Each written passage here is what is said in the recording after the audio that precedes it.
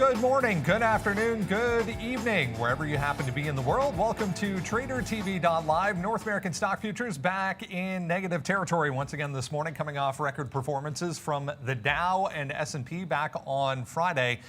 We saw both ending the session slightly higher heading into the weekend, but some weakness ahead of the start of the second quarter earnings reporting season. JP Morgan set to get things kicked off after market tomorrow. We'll talk about earnings coming up here to kick things off heading into earnings season. Markets also continuing to watch the action in the 10-year Treasury, down again this morning, back to 1.33.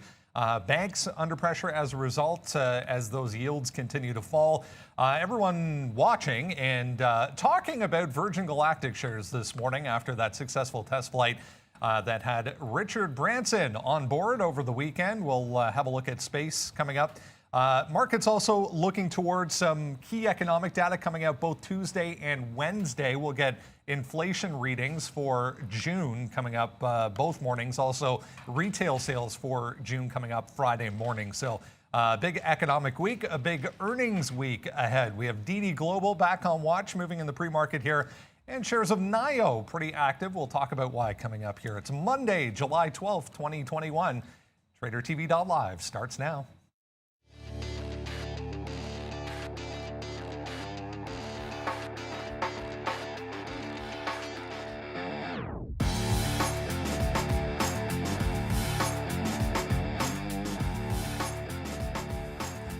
And there we go. Look at how things stand to kick off the new week. NASDAQ back in positive territory. We have the Dow and S&P both slightly lower. The TSX right now, futures here in Toronto, pointing to a slightly lower open. Brazil trading higher, open already.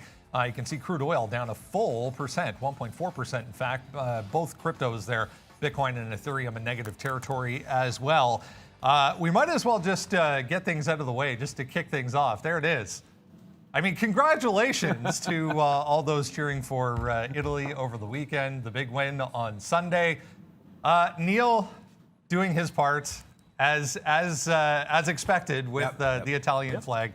Good morning, guys. It's Monday. Yes, good morning. Look, here's the reality. You guys know we keep it real around here. That's what the show was all about. So we had a friendly bet. Congratulations to Italy. The Azzurri came out on top.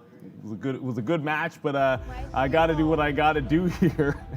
And I'll be wearing this for both shows, so we'll do it for the afternoon show as well. But hey, oh my goodness, 50's coming right now on Virgin Galactic. So a fantastic flight. I hope you guys all were able to catch it, whether real time or in the highlights, because it was pretty short compared to what the actual broadcast was.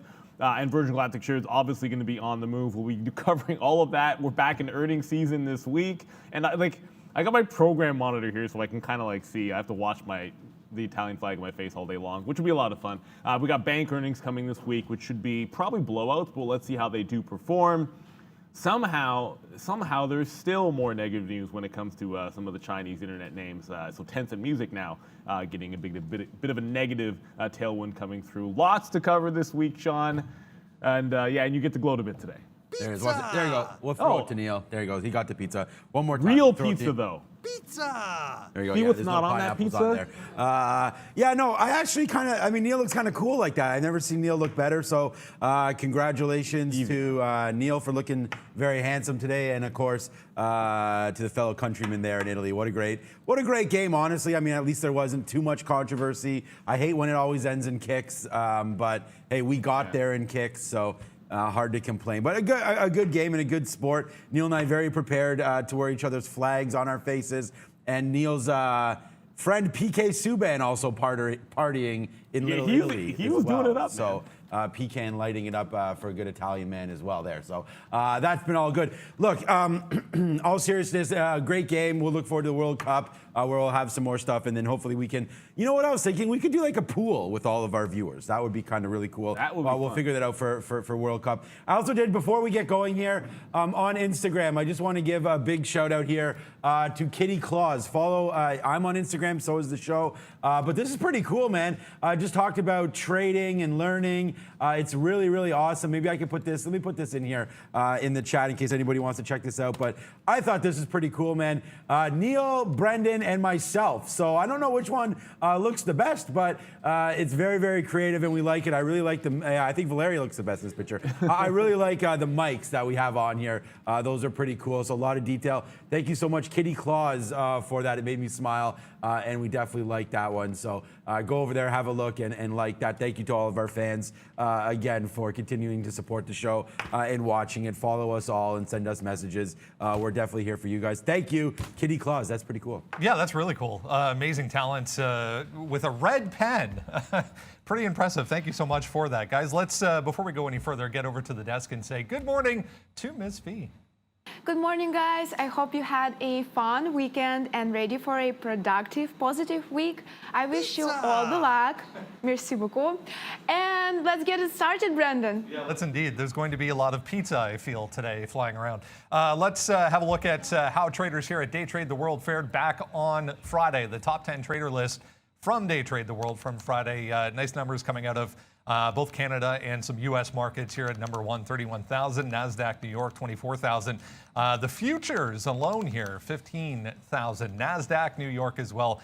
They're 12,900 at number 4. Look at Europe down here at number 6, 8,900. So lots of opportunity still in this market. The big news coming, as we said this week, the start of earnings reporting season, aftermarket tomorrow. JP Morgan set to get things kicked off. It's a little bit different because we've had some, I guess, economies reopening. We have some actual earnings to look at this time. Markets at all-time highs here, guys. What are we expecting overall from the market? What are we expecting overall from these reports as we head into, I guess, a pretty important earnings reporting season? I mean, the expectations are sky high, right? And that's one of those things that I think could come in. Oh, of course, our bank charts are going to be garbage. That's one of those things that could be a bit of a problem, possibly, with expectations as big as they are. And yeah, I apologize for my 15-minute because every single one of my bank charts has one of these crazy wicks on it. But with markets at all-time highs, you've already seen that big fall that happened in rates. The market's already spoken that it's going to be transitory. I still have some doubts about that, but it doesn't really matter what anyone thinks. It's what the bonds are going to price in. So I think for the late, I mean, I'm a Morgan Stanley guy, so that can come later on in the week. I'll already know where things are going to stand, but they have to blow it out of the water. They doubled their dividend, and across the board, with the exception of a couple of names, like a Citigroup when it comes to dividends and buybacks for the banks, they're going to need to blow these things out of the water. And I think any hint, it may be like a kind of a slowdown or I guess a disappointment in the numbers is probably going to be met pretty ugly. And the other thing too is like you have Pepsi. I actually shouldn't get too far away from not a better name, but you have a consumer name like a Pepsi here that if you don't get strong numbers out of a defensive name like Pepsi, I mean, there could be an interesting value buy. I love Pepsi as a defensive name, but that just, that's obviously been a bad decision when tech is going to those fresh highs and then continuing to just pound it out here. Like the NASDAQ up 0.4, you're essentially flat or to down on the ES here slightly. And it's going to be the tech rally once again. The banks are really going to have to step it up. Pepsi's really going to have a blowout quarter, which I think they will. It's just a matter of continuing that momentum because everyone's piled back into the FANG and then the growth area here. I still like to have some money in a name like a Pepsi. Any weakness I'll probably see as a buying opportunity to play it safe. That's just me. Yeah, I was just looking at a few names here. Yeah, Caterpillar bouncing. I mean, look, heading into earnings season, yeah, so we got to get these bad wicks here. Again, we quote all the prints, and there's nothing really we could do about it. You guys have watched the show enough. WFC, though, look, I mean, I think the banks have held up pretty good. They're going to start the rallies off here, hopefully. Remember last couple tech earnings? It hasn't been great, man. We've had dips down in pretty much every single name. We had Facebook blowout last time, but other than that, it was a little bit of a dip by opportunity for a lot of tech names. Banks, WFC held up that 41 very, very well, so we didn't have to worry about breaking through to this sort of consolidated level. So I don't know if we get back to highs. I mean, that would be a big move. That's another 10% upside from here. But yeah, I like WFC as it's kind of held the bottom a little bit better. It's below the 50-period moving average. So if you like banks, you could get into that. I also don't mind, where is it? XLF. should be on the Amex there, well, North America, NYSE American. This is an ETF spot here for a lot of us. So if we were looking to buy just the bank sector and you weren't sure about specific names, I think the XLF is a good one. Again, we're off of its highs, right? And I think that's something that you have to notice when you're looking at a lot of these things. I mean, I'm well overweight tech, big, large cap tech. You all know that, but I am a buyer of Canadian banks and JP Morgan as well. So there we go. XLF, I like a lot of these plays, and I think we're going to be pretty good here. My big worry remains, and we're going to get to this as we go, but Brendan, I'm still worried a lot about the Alibabas and sort of these Chinese names of the world here, as we're down $205. We did hold, oh, come on, let's go charts. We did hold that 200 on Friday. We dipped a little bit below there, 199, 198 or so coming through, but I still like Alibaba. I think this is well overdone, but still maybe not investable. This is the earnings that I'm really looking forward to, is Chinese names, and then we'll see where we can take those numbers from there, because I think any pop can probably be faded in a lot of these names. Yeah, and more news coming out this morning talking about Tencent Music. We'll get to that in a second, but first, let's bring in Mark Roberts, president of Sun Lake Strategies, to kick things off for a brand new week, a brand new Monday. Mark, hope you enjoyed the weekend. Let's jump right into things here. I mean, it all starts tomorrow, obviously. JP Morgan going to be the first. I want to kind of focus, though, on some of these travel names, because we're seeing a little bit of weakness again this morning on the travel side of things. Just double check, some of the airlines still a week and a half away as far as their reports are concerned. What do we need to see from travel specific when it comes to these earnings? I think in the cruise lines, you're going to have to hear for the percent of bookings, whether they're going to be in 2022 or 2023. I would say the rest of this year will be somewhat light, even though they've started one or two different cruises. The airlines, you're going to have to hear, A, what the fuel costs are, because that's an inflationary problem for them, and also their bookings. How are they doing relative to pre-pandemic levels?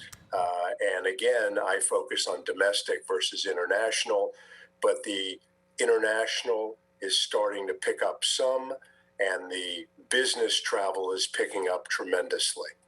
And hopefully we'll see that continue going into the remainder of this year, obviously. But the Delta variant continues to be a concern in the background, kind of lingering with these with this group specifically. When it comes to this Q2 reports, though, is there an area, though, that you'll be focusing most of your attention on when it comes to maybe beating and maybe leading this market higher again?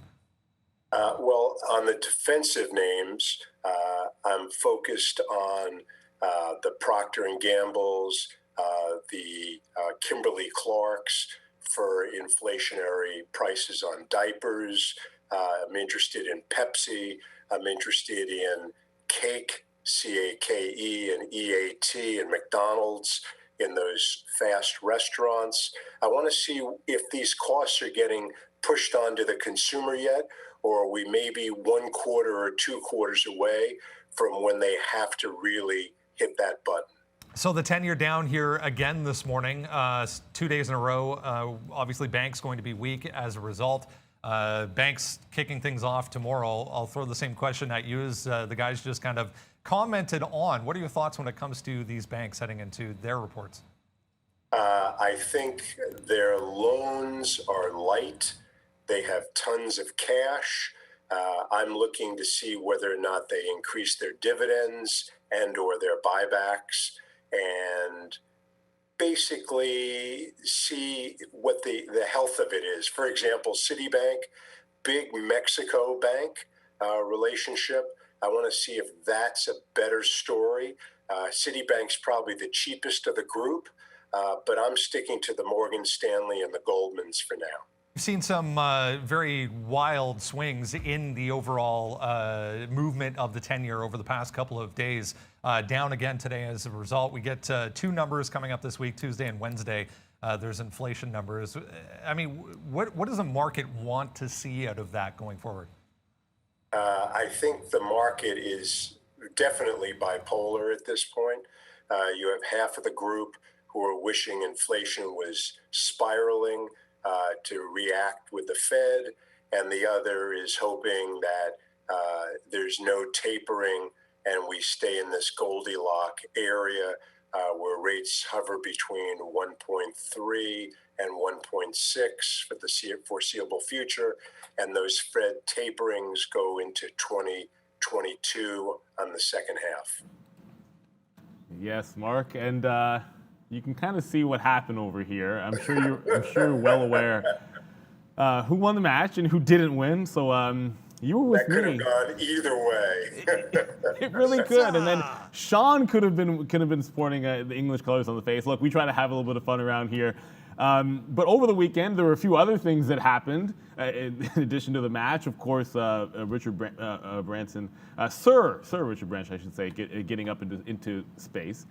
But I also want to talk about specifically, maybe not just the meme stocks, but you had the release of this Black Widow movie. It blew out numbers, like 80 million. Then Disney Plus simultaneously 60 million there. And AMC is down. We're going to be down 4% in the morning and under some pressure. Now, maybe the way these meme stocks have been going is a little bit different because there's like a million of them at this point. Like it's expanded past a couple of names where we call it the 100% club daily. Like there's 2 or 3 of these squeeze plays going 100%. But, do you see this, I guess maybe change in the way that movies are released? Is this a kind of catalyst that could start something of, I guess, a pullback in an AMC? And I dare say it, is there any positive to come out of this? Because Disney's basically flat on the session. Any positive to come out of this for Disney? Because that was a pretty solid streaming number. I feel like this is the way to go, and this is going to be a bit of the future, and big movies like this doing well in that, I guess, simultaneous release. Feels good for them and bad for the theaters, and so far, half of that is true with the stocks. Again, it's one's comfort level, who spends the money to go to a movie, and whether or not that density bothers people. If you look at the British-Italian soccer match, there was no fear of COVID with 100,000 people crawling all over each other. So I think it's just the venue itself. We also have Broadway coming back in September in New York. I don't know how that's going to do, but that may very well be much like the theaters and how do these Broadway shows end up doing their show. It may be a simulcast on a Disney and or in the theater. So just to go back to, oh, come on, give me a break. My daily chart hates me on Pepsi. But just to go back to like some of what else is reporting here. I know you mentioned you're looking at a Pepsi and a cake and some other names. You're waiting to see, I guess, the numbers of how they're going to pass costs on, right? Like that's going to be that key thing, right? So I mean, I can kind of pull up here the lack of action that Pepsi has had through that 150 level that's been trying to pull through. Now, is it probably firing too early to say that on weakness you might dip into this if you're overly cautious and just sort of not believing in this top that we're seeing here, and the explosive earnings would probably be needed to keep us at the highs, especially in tech? Like I said, I might be dipping too early on like the banks, and we're going to get the earnings this week. But something like a Pepsi just sort of feels like I can't see any way they don't blow it out. I mean, the economy is going to be coming back here, and a healthy name like this that pays a dividend just feels like one of the safer things that you can do, and it does have some short-term support. Can't show on the daily chart here that we could be looking at. What are your thoughts on picking things up post earnings? Post earnings, I'm much more comfortable. Pre earnings, I'm not going to take a shot. Patience has sorted me well over the last 3 months, picking up quite a few names last week. And I think what's going to happen for me is I'm going to stay on the side of caution and pick my level and my price points. Sounds good. And just out of curiosity, we're going to talk about Virgin Galactic here a little bit. Now, people always say, buy the rumors, sell the news. And you had wild price action. I got a 15-minute just to kind of show everybody like what we had going into this launch, right? Now, is Branson going to go up there if it's unlikely to be incredibly successful like everyone was expecting it to be? I don't think so. You have, of course, Blue Origin coming in a week and a half, on the 20th as well, making another launch. is this a situation where, because the stock had come from 16 to 60 and then back down to like this 43 level, I know you'd mentioned let it get back above the 48.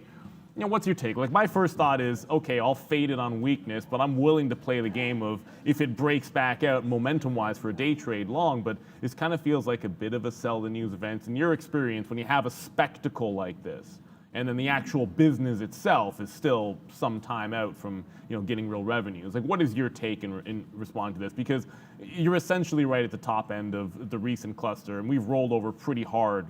52, 53s, pull back, like, you know, 10% moves a couple of times, 15% moves a couple of times already. I think you're in the 44, 54 area. I think you trade it that way, and you keep your shorts light in case there's more news that comes out, and I see no problem with that 10-point move. You may want to fade going in or fade going out, but I think it's a great trading name for the next few weeks.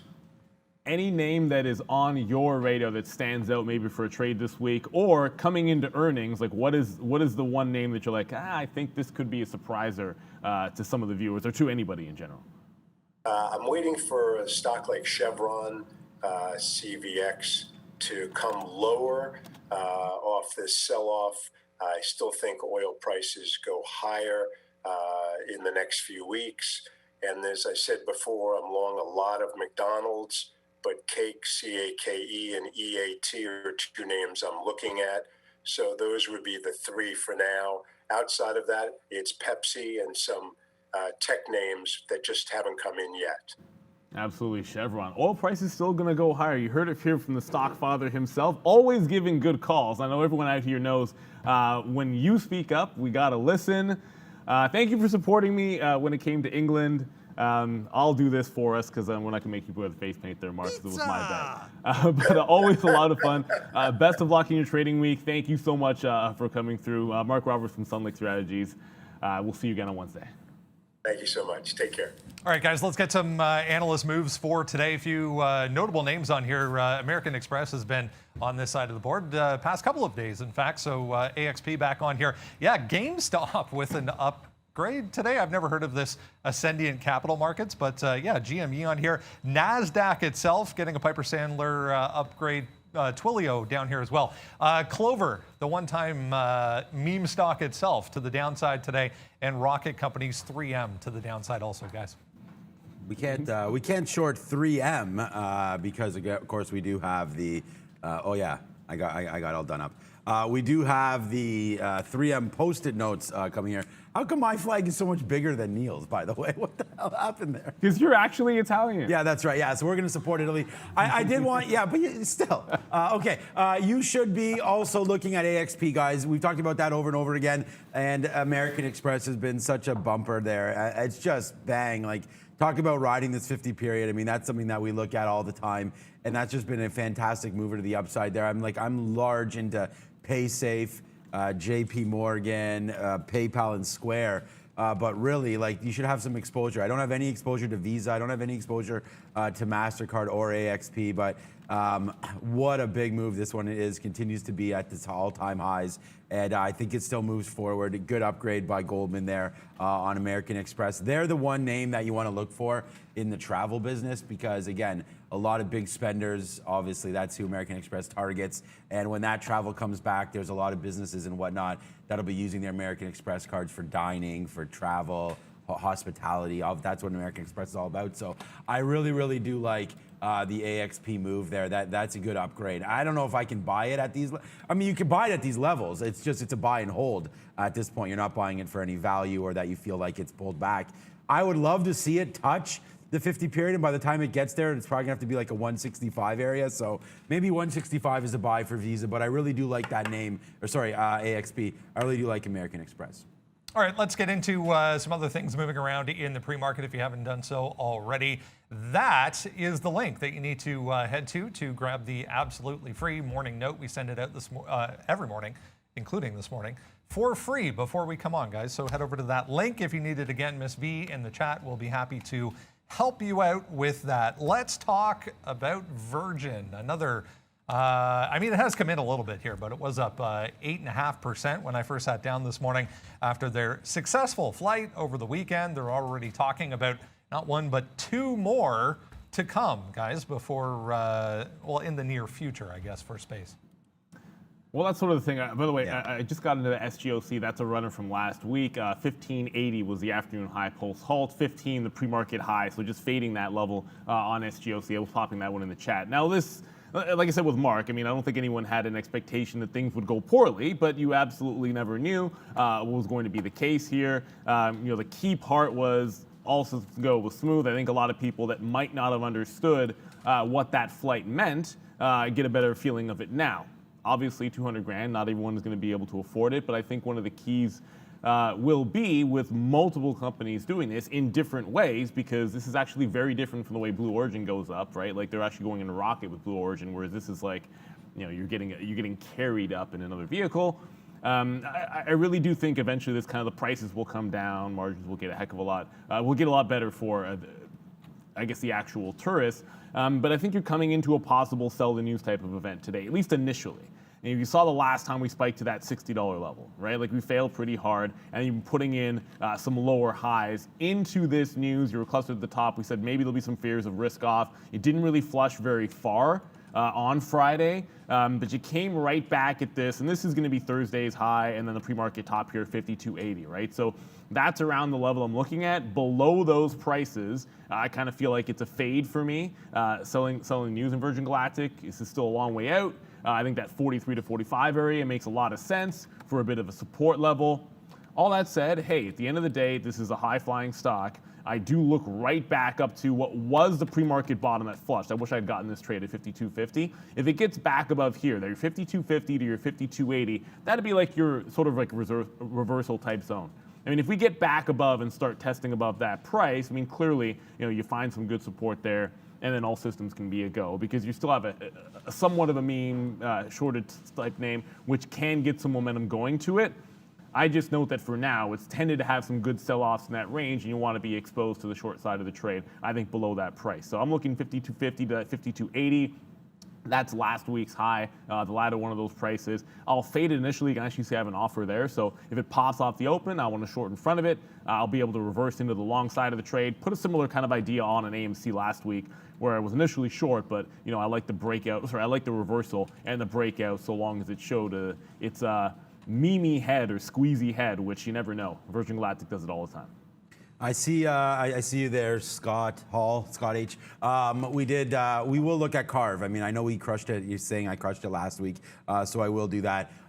What's my stop? So SGOC, Neil's in it, but I said I'd get in if we do take out that high of 1540. So if that does happen, then I think we could test 18. So let's wait. I mean, if we get 1540 there on the upside, where's our out going to be? Probably right around here. This 14, let's call it 14. So I think it's worth like $1.50 worth of risk on SGOC. Sorry, if my mouse, if it takes out the top there, we'll see that. But right now on the list here on our sticky note, right at the top, 48.50 break low on Virgin, 52.50 high. Let's just see the momentum. I mean, like we were just mentioning there, I think it's a great thing. 600 reservations plus, all ready to rock and roll. You just do the math. That's a decent source of revenue right there. I have no idea what a profitability target looks like for that company. I can't even imagine. So you're not buying it for that, but you're buying it for the experience to be able to hold a stock that does have a chance to do something here. So we'll see. I mean, Bezos and Blue Origin are going to go up. You're going to see SpaceX. There's going to be a lot of different options here for people, but again, first mover advantage. If they can get going safely, I think there's a lot of people that are lining up to take this. So this 48.50, we're just going to watch that bottom from Friday, obviously. If that gets taken out, then that's what I like right there, that little bottom. And then I have a 52.50, which is just getting past this top and then just kind of breaking right here. So if we could just get to 52.50, see what happens around this consolidated action, and then to the bottom, this area. But right now, I'm not super interested in either shorting the pops or longing some of these dips. I'd rather take a break of one of these areas and then play with that momentum rather than try to figure out what's happening in here. So that's sort of what I'm going to do for right now. 8 million shares is really, really nice, though. So we're going to get some volume. And then this is a little disappointing. We have to admit it. I thought there would be a couple M's on here at least, with NASDAQ at all-time highs right now and the S&P coming back to green right now on the day, thanks to Miss V wearing her green. She just rallied the S&P there. You know, a couple handles for sure. So thank you, Ms. V. Yeah, you're trying pretty good. Bank of America, WFC, as we talked about all the banks on watch. But Virgin, that's what we're talking about right now. And I like a 48.50 break and or a 52.50 topside break. So either way, we'll be going one way or the other on this name today for sure, as we expect a hell of a lot of volatility, much more than what's happening right now. Yeah, overall, the market trying to go positive here. Let's bring in Arun, get a take on what we should expect and what we need to know as far as the futures are concerned here. Arun, what are you looking at today? Yeah, you know, for me, markets are fairly positive. I mean, I would say this is positive, and we're going to continue the Friday session. We kind of stalled out in the mid 60s or so on Friday, and I think we're going to continue this. Taking a look at 43.65. That's the high that I'm seeing from the overnight session. On the S&P futures, if we can get above there, I think we can continue this trend to the upside. So that's the direction I'm looking at. If we do get into the low 40s again, we might have a trend change. So a couple areas to look at. 43.65 on the top end, we would get an extension. And if we get back into the low 40s, I would consider the possibility of then going short. Again, you want it into the low 40s, maybe underneath 40. If we get underneath 43.40 or so, I think you activate a short potential. Then you maybe shorts with whatever the high that whatever high we have at the moment is 65.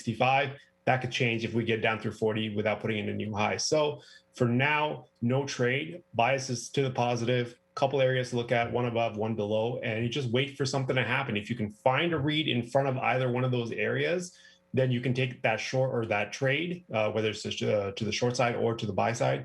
But I would look for the breakout of either side, either one of those price points before I decide to take a trade. And, you know, I come on here and I talk about futures a lot, and well, that's all I really talk about. But a lot of people can't keep track of a lot of the things I say. So if you have questions, I'm on the Q&A today, later on today. So any members that have questions, just join the Q&A later and go ahead and ask the questions. I'll be there to hopefully help you guys a bit more and answer in more detail of the things that I talk about. So just be aware that I am on the Q&A later on today. We will look forward to that. 11:05, 11:10. Guys, Arun, as he said, going to join us for the Q&A. Thanks, Arun. We'll check back in then, as well as tomorrow morning. Once again, let's continue along here, guys. DD Global, the next, confirmed what we learned last week, that Chinese regulators will remove 25 of their apps from app stores. Their comments saying will definitely hurt revenue, guys, for DD Global. It's somehow up. No. Look at, yeah, okay, we'll talk about SGOC quickly right now. We're $1 in the money right now on SGOC, so cowbells all over the place. We talked about that 1544 break. It's $1 now. We'll see how high it can go up. I do have a target at 1650 or so. We just got to 1660, but you can see on board right there, 1540 SGOC. We put that in the chat as well. And we just talked about just before we went on here. There it is right here. We added it to our sticky note there, 1540, and we just did talk about that. So now we're going here with SGOC. We'll see how far it can go up.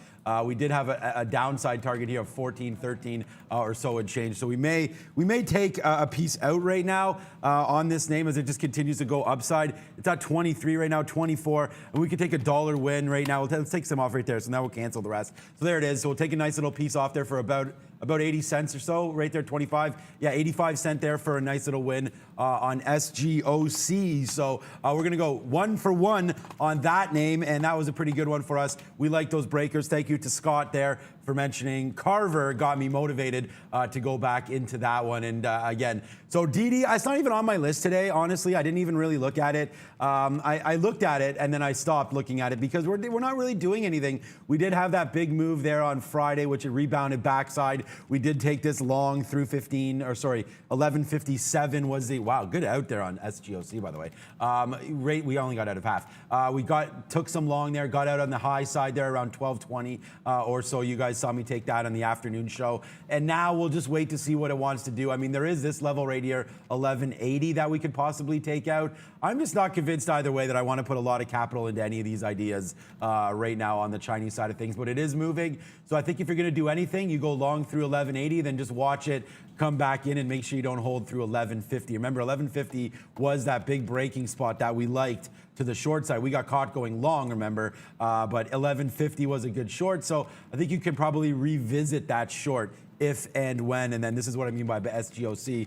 Out 1625, just fell down 30 more cents. Yeah, watch for 1475 there. I typed in the chat. If that 1475 and SGOC didn't break, I was going to tighten my stop. I tightened it. I went long at 1580 because that was the level I had, and then scalped it at the top there a couple times because 16 was a bit of a break. I'm watching pullback 1475 to 1510 or so. So if I get in position in that one, it'll be on the dip. DD, I like 1220. It was a multi-day, well, it was a double top going on Friday, but also you go back on Wednesday as well. You had a double top at 1220, call it 1225 actually. So 1225 I think is the top end resistance. I think that's where if it breaks through that price, I mean, God forbid it does, maybe we'll actually have a long on DD on a breakout style trade and maybe it'll work. There was a great bottom pick in terms of a long on Friday's action, but a double top like that is going to merit some trade. And then the only other thing I would look at is that 11 bottom. Inside the middle of the range, I'll probably stay away from it. It's 2 days in a row that it held 11. If it can't hold that, obviously I'll look for a short through $11. But it was such a great wipeout bottom before that if it gets there, I mean, you can't really ignore a level like that. DD, not crazy. I mean, the volume's pretty good, this pre-market, but not a lot of volatility. So I'd rather play it at the edges as opposed to in the middle. All right, let's talk about NIO. Was just double checking. Yeah, August 9th. So we are still a ways away from NIO earnings for this quarter. But up this morning on some executive changes. They added an independent director to their board, made some other changes to their board of directors as well. 0.8% here, guys, trying to hold above some of these levels from Friday. Yeah, I got on the watch list here. Someone's asking me about, so I have Nila.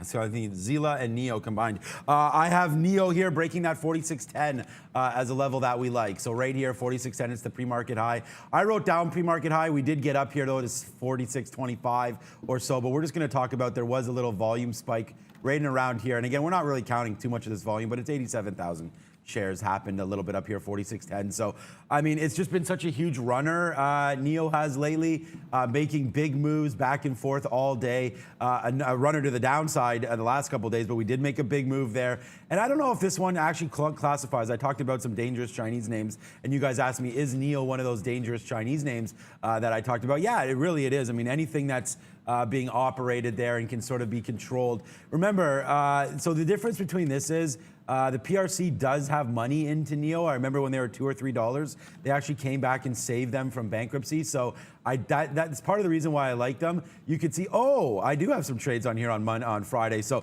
on Friday, we were dip buying like we always do, which is what I was going to talk about. So it's good to show it here. Dip buying and out, dip buying and out. And then this one last trade here put us red on the stock, barely on the day. We basically planned it so that we would be flat. So that put us red, small red there on the day. But you can see they did have some consolidations here at 44.45, and then it did hold these bottoms pretty nicely of 45 and change. So you're coming in today. I think we put some low bids here in the 45.30 area, see if we get any fills, and then just watch to see if we defend any of these low 45 numbers.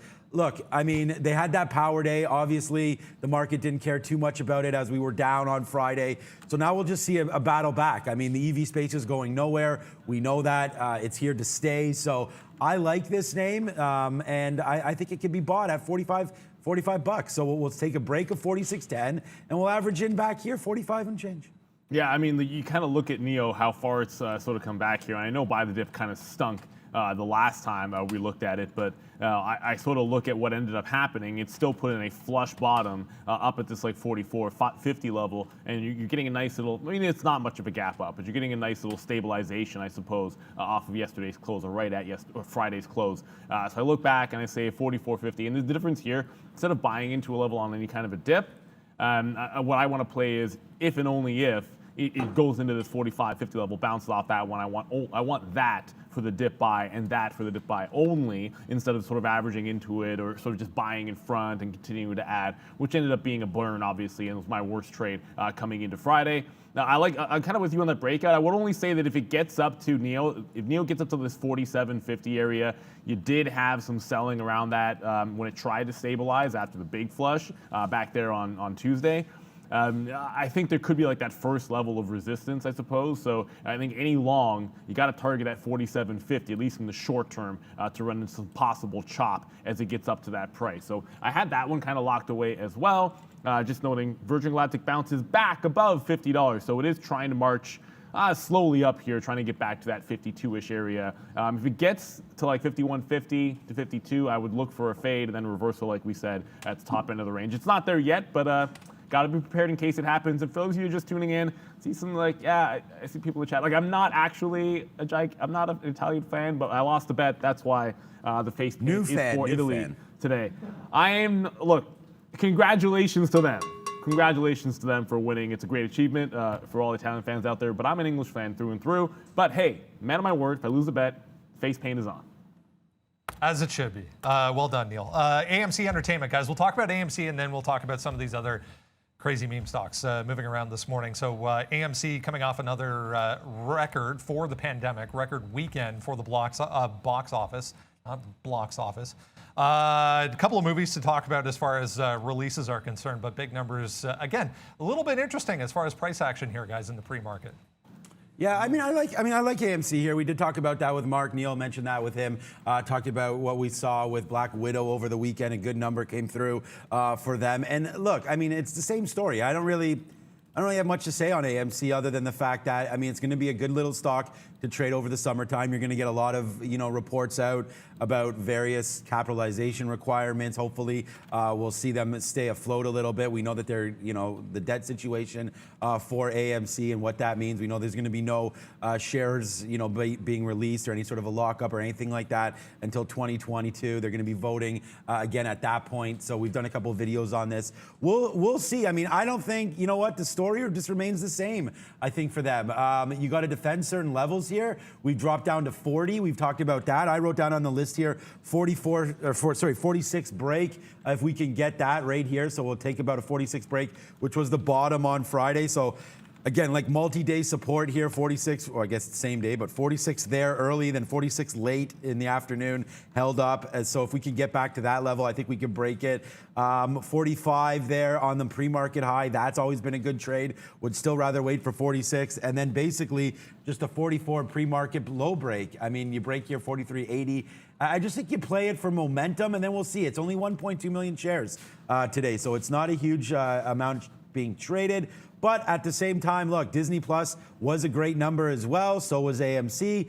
So it's really nice to see that they can coexist. And I think that was some issues there with shareholders worrying that, of course, people won't flock back to the theaters. We don't have AMC too heavily here in Canada, or at least on Southern Ontario. So I don't know too much about the experience, but obviously I've been to AMC theaters and it's been good. And we do plan, my family anyways, plan to go back to some of the theaters. So I think it's a decent play, but just remember where we've came from, guys. I mean, look, there's been a lot of hype with AMC. There's no doubt about that. But if you're going to go long, I still think you have to have some outs, because I still worry about a true valuation somewhere back down in the teens, right? So just be very, very careful. You have the 50 period at 35. You could use that as your out. But the days of moonshotting and things like that, unless something really does change with share structure, I just don't think that will happen. But it doesn't mean that AMC can't be a profitable long for many of you guys looking there. So I still think you look at the levels. 40, 41 has held great. We got a great long off there.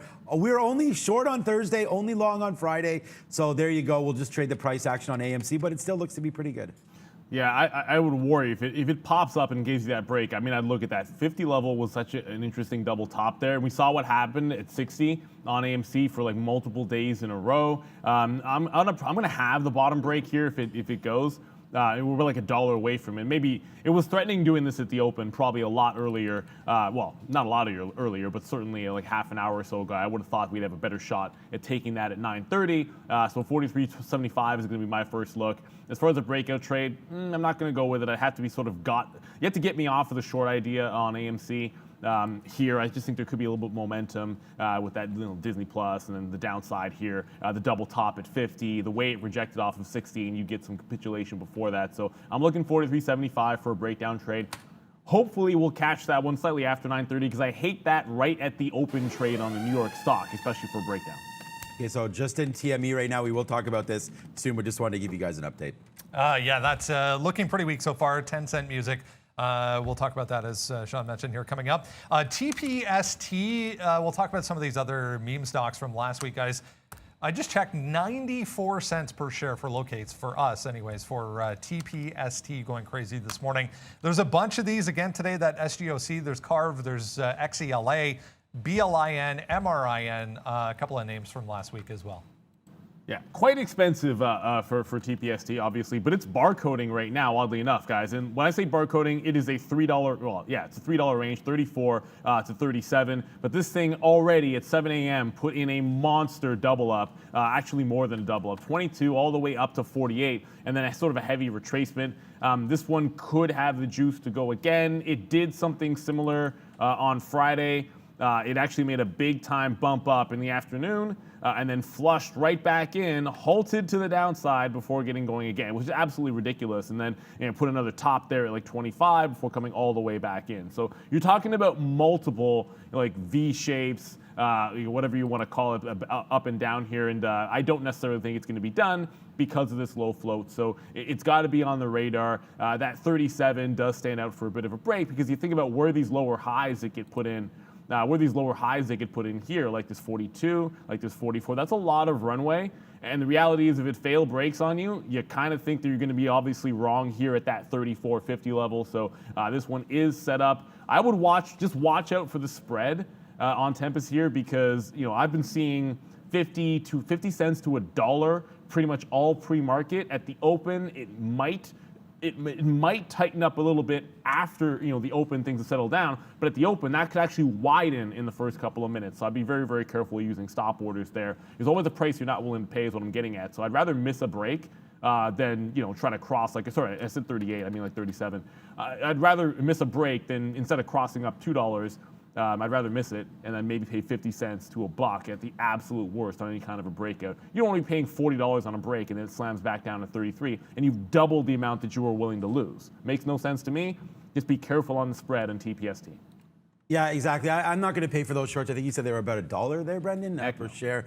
Still worth it. I haven't done that yet. I'm looking at SGOC still. I mean, just for the meme stocks, that's what we're discussing right now. So we're going to wait to see where this one goes. We've already taken it for $1 or 85 cents there. We got it at the very top of the day, 16.25, just based on some of this, and that was 15.90 there going back. We had some consolidation right at this level, so that's what we look for. We were waiting. We talked about it. We were waiting for 16.50. There when that happened to take that smooth dollar, but instead we were able to get out of half there. We're still in the money, 50 cents on SGOC. It's a great way to start off the Monday. We'll see if we could take out these highs, but we are recognizing that there's an 18 level there, just like we smoked CARV last week. And again, Scott, I see you, and I tweeted at you there as well, so thanks for the tweet, saying, why am I not in this after what I did here? So, I mean, yeah, we smoked CARV. We hit CARV the other day, too. It's not going to be on here. But, yeah, CARV right there. Because, look, we had a pre-market. This is very much like that Tempest, what Neil's looking at right now.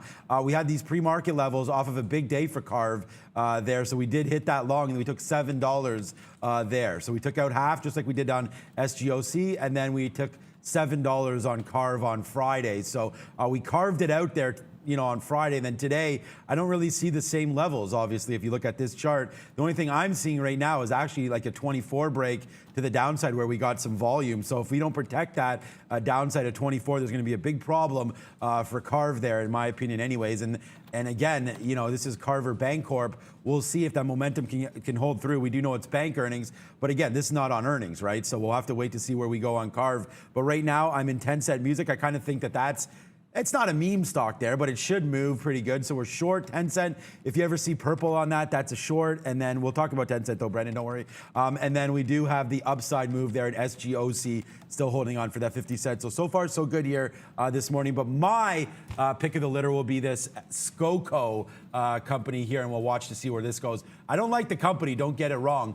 We may just get out now that I see this move. 1480 is going to be my out. We don't want to give back what we've made. So we'll give back most of it if we have to, but 1480 there, we're going to get out. We're not going to hold this one all the way back down through 13. We already took our shot there.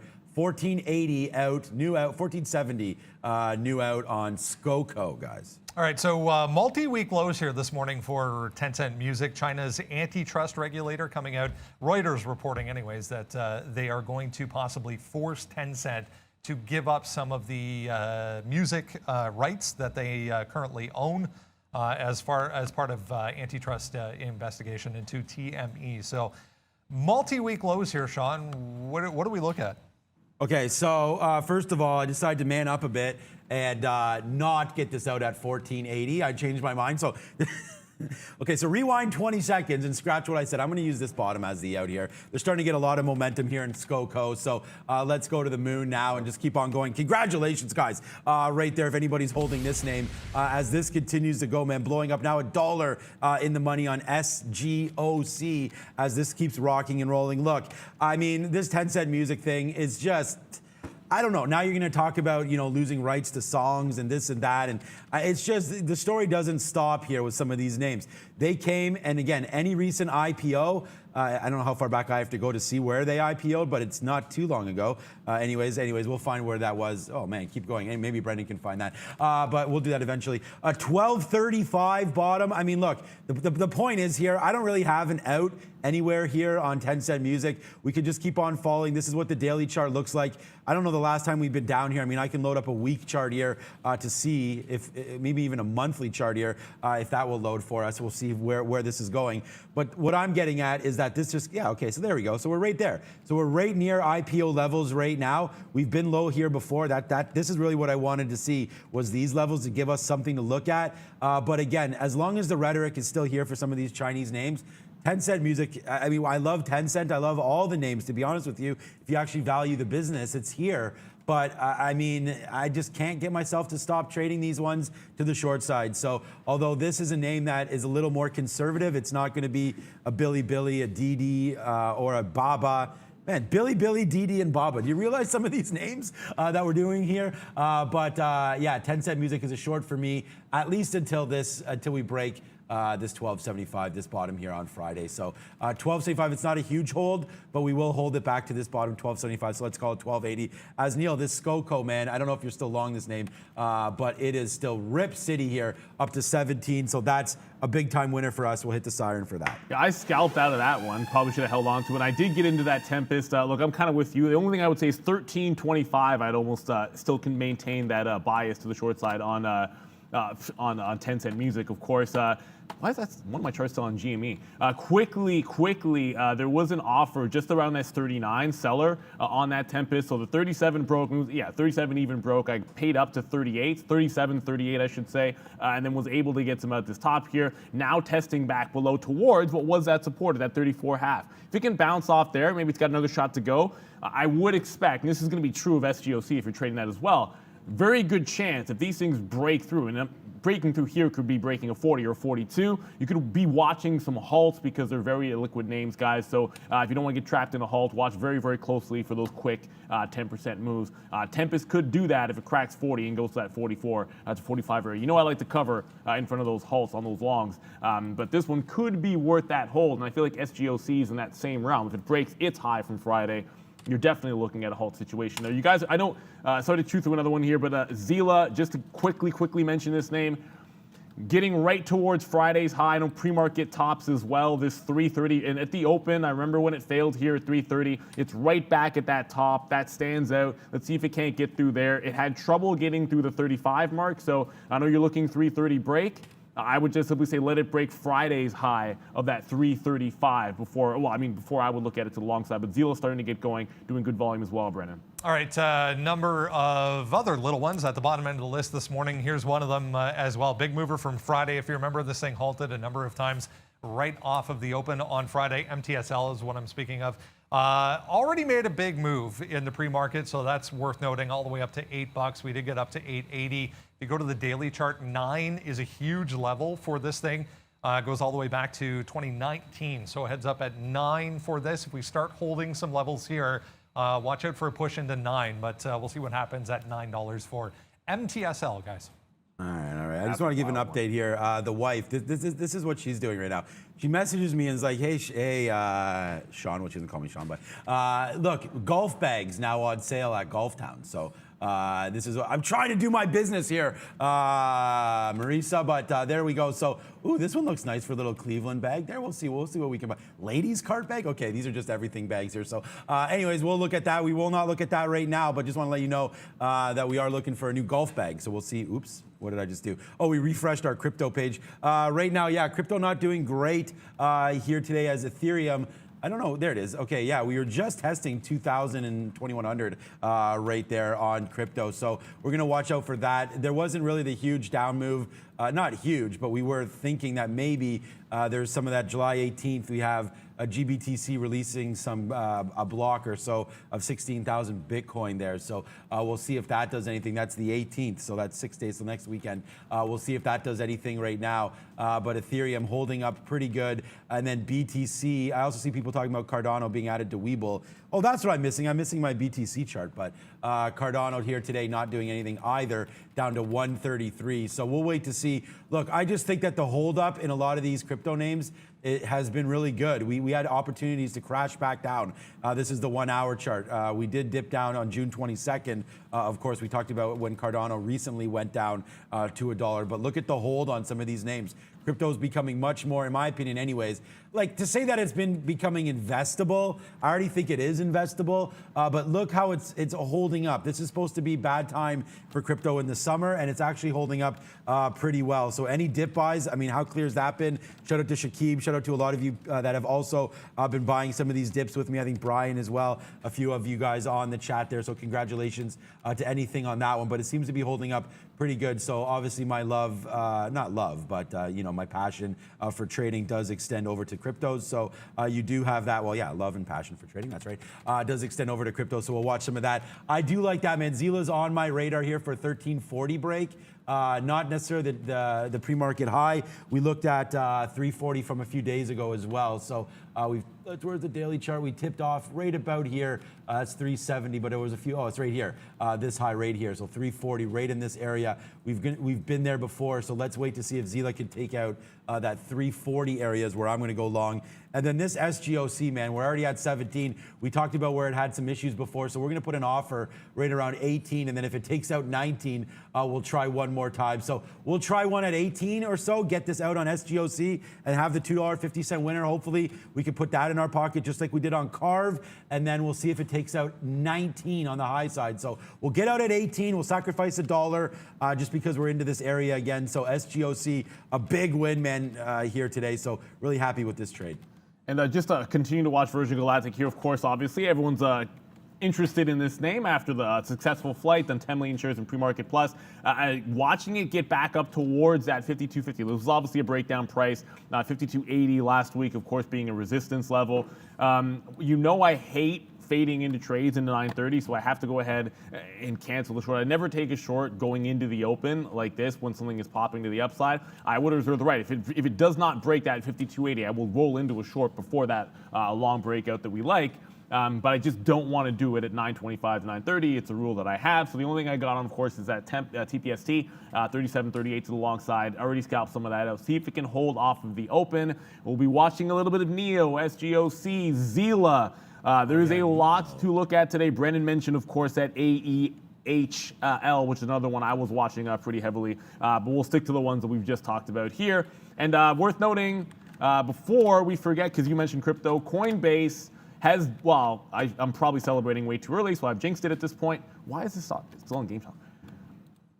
Trust me when I tell you, there we go. Coinbase is above 250. There we go. So we're above that 250 mark. It fell hard into 250 to close on Friday. So it's kind of drifting into it now. I would really love for this to like sell a bit, bounce off 250, and be all systems go for a 260 breakout. That's a big level. 261. 261 is the actual big breakout level on Coinbase. I'm going to stick with that. I'll have it when it goes. But first things first, it looks like it wants to test 250 at the open.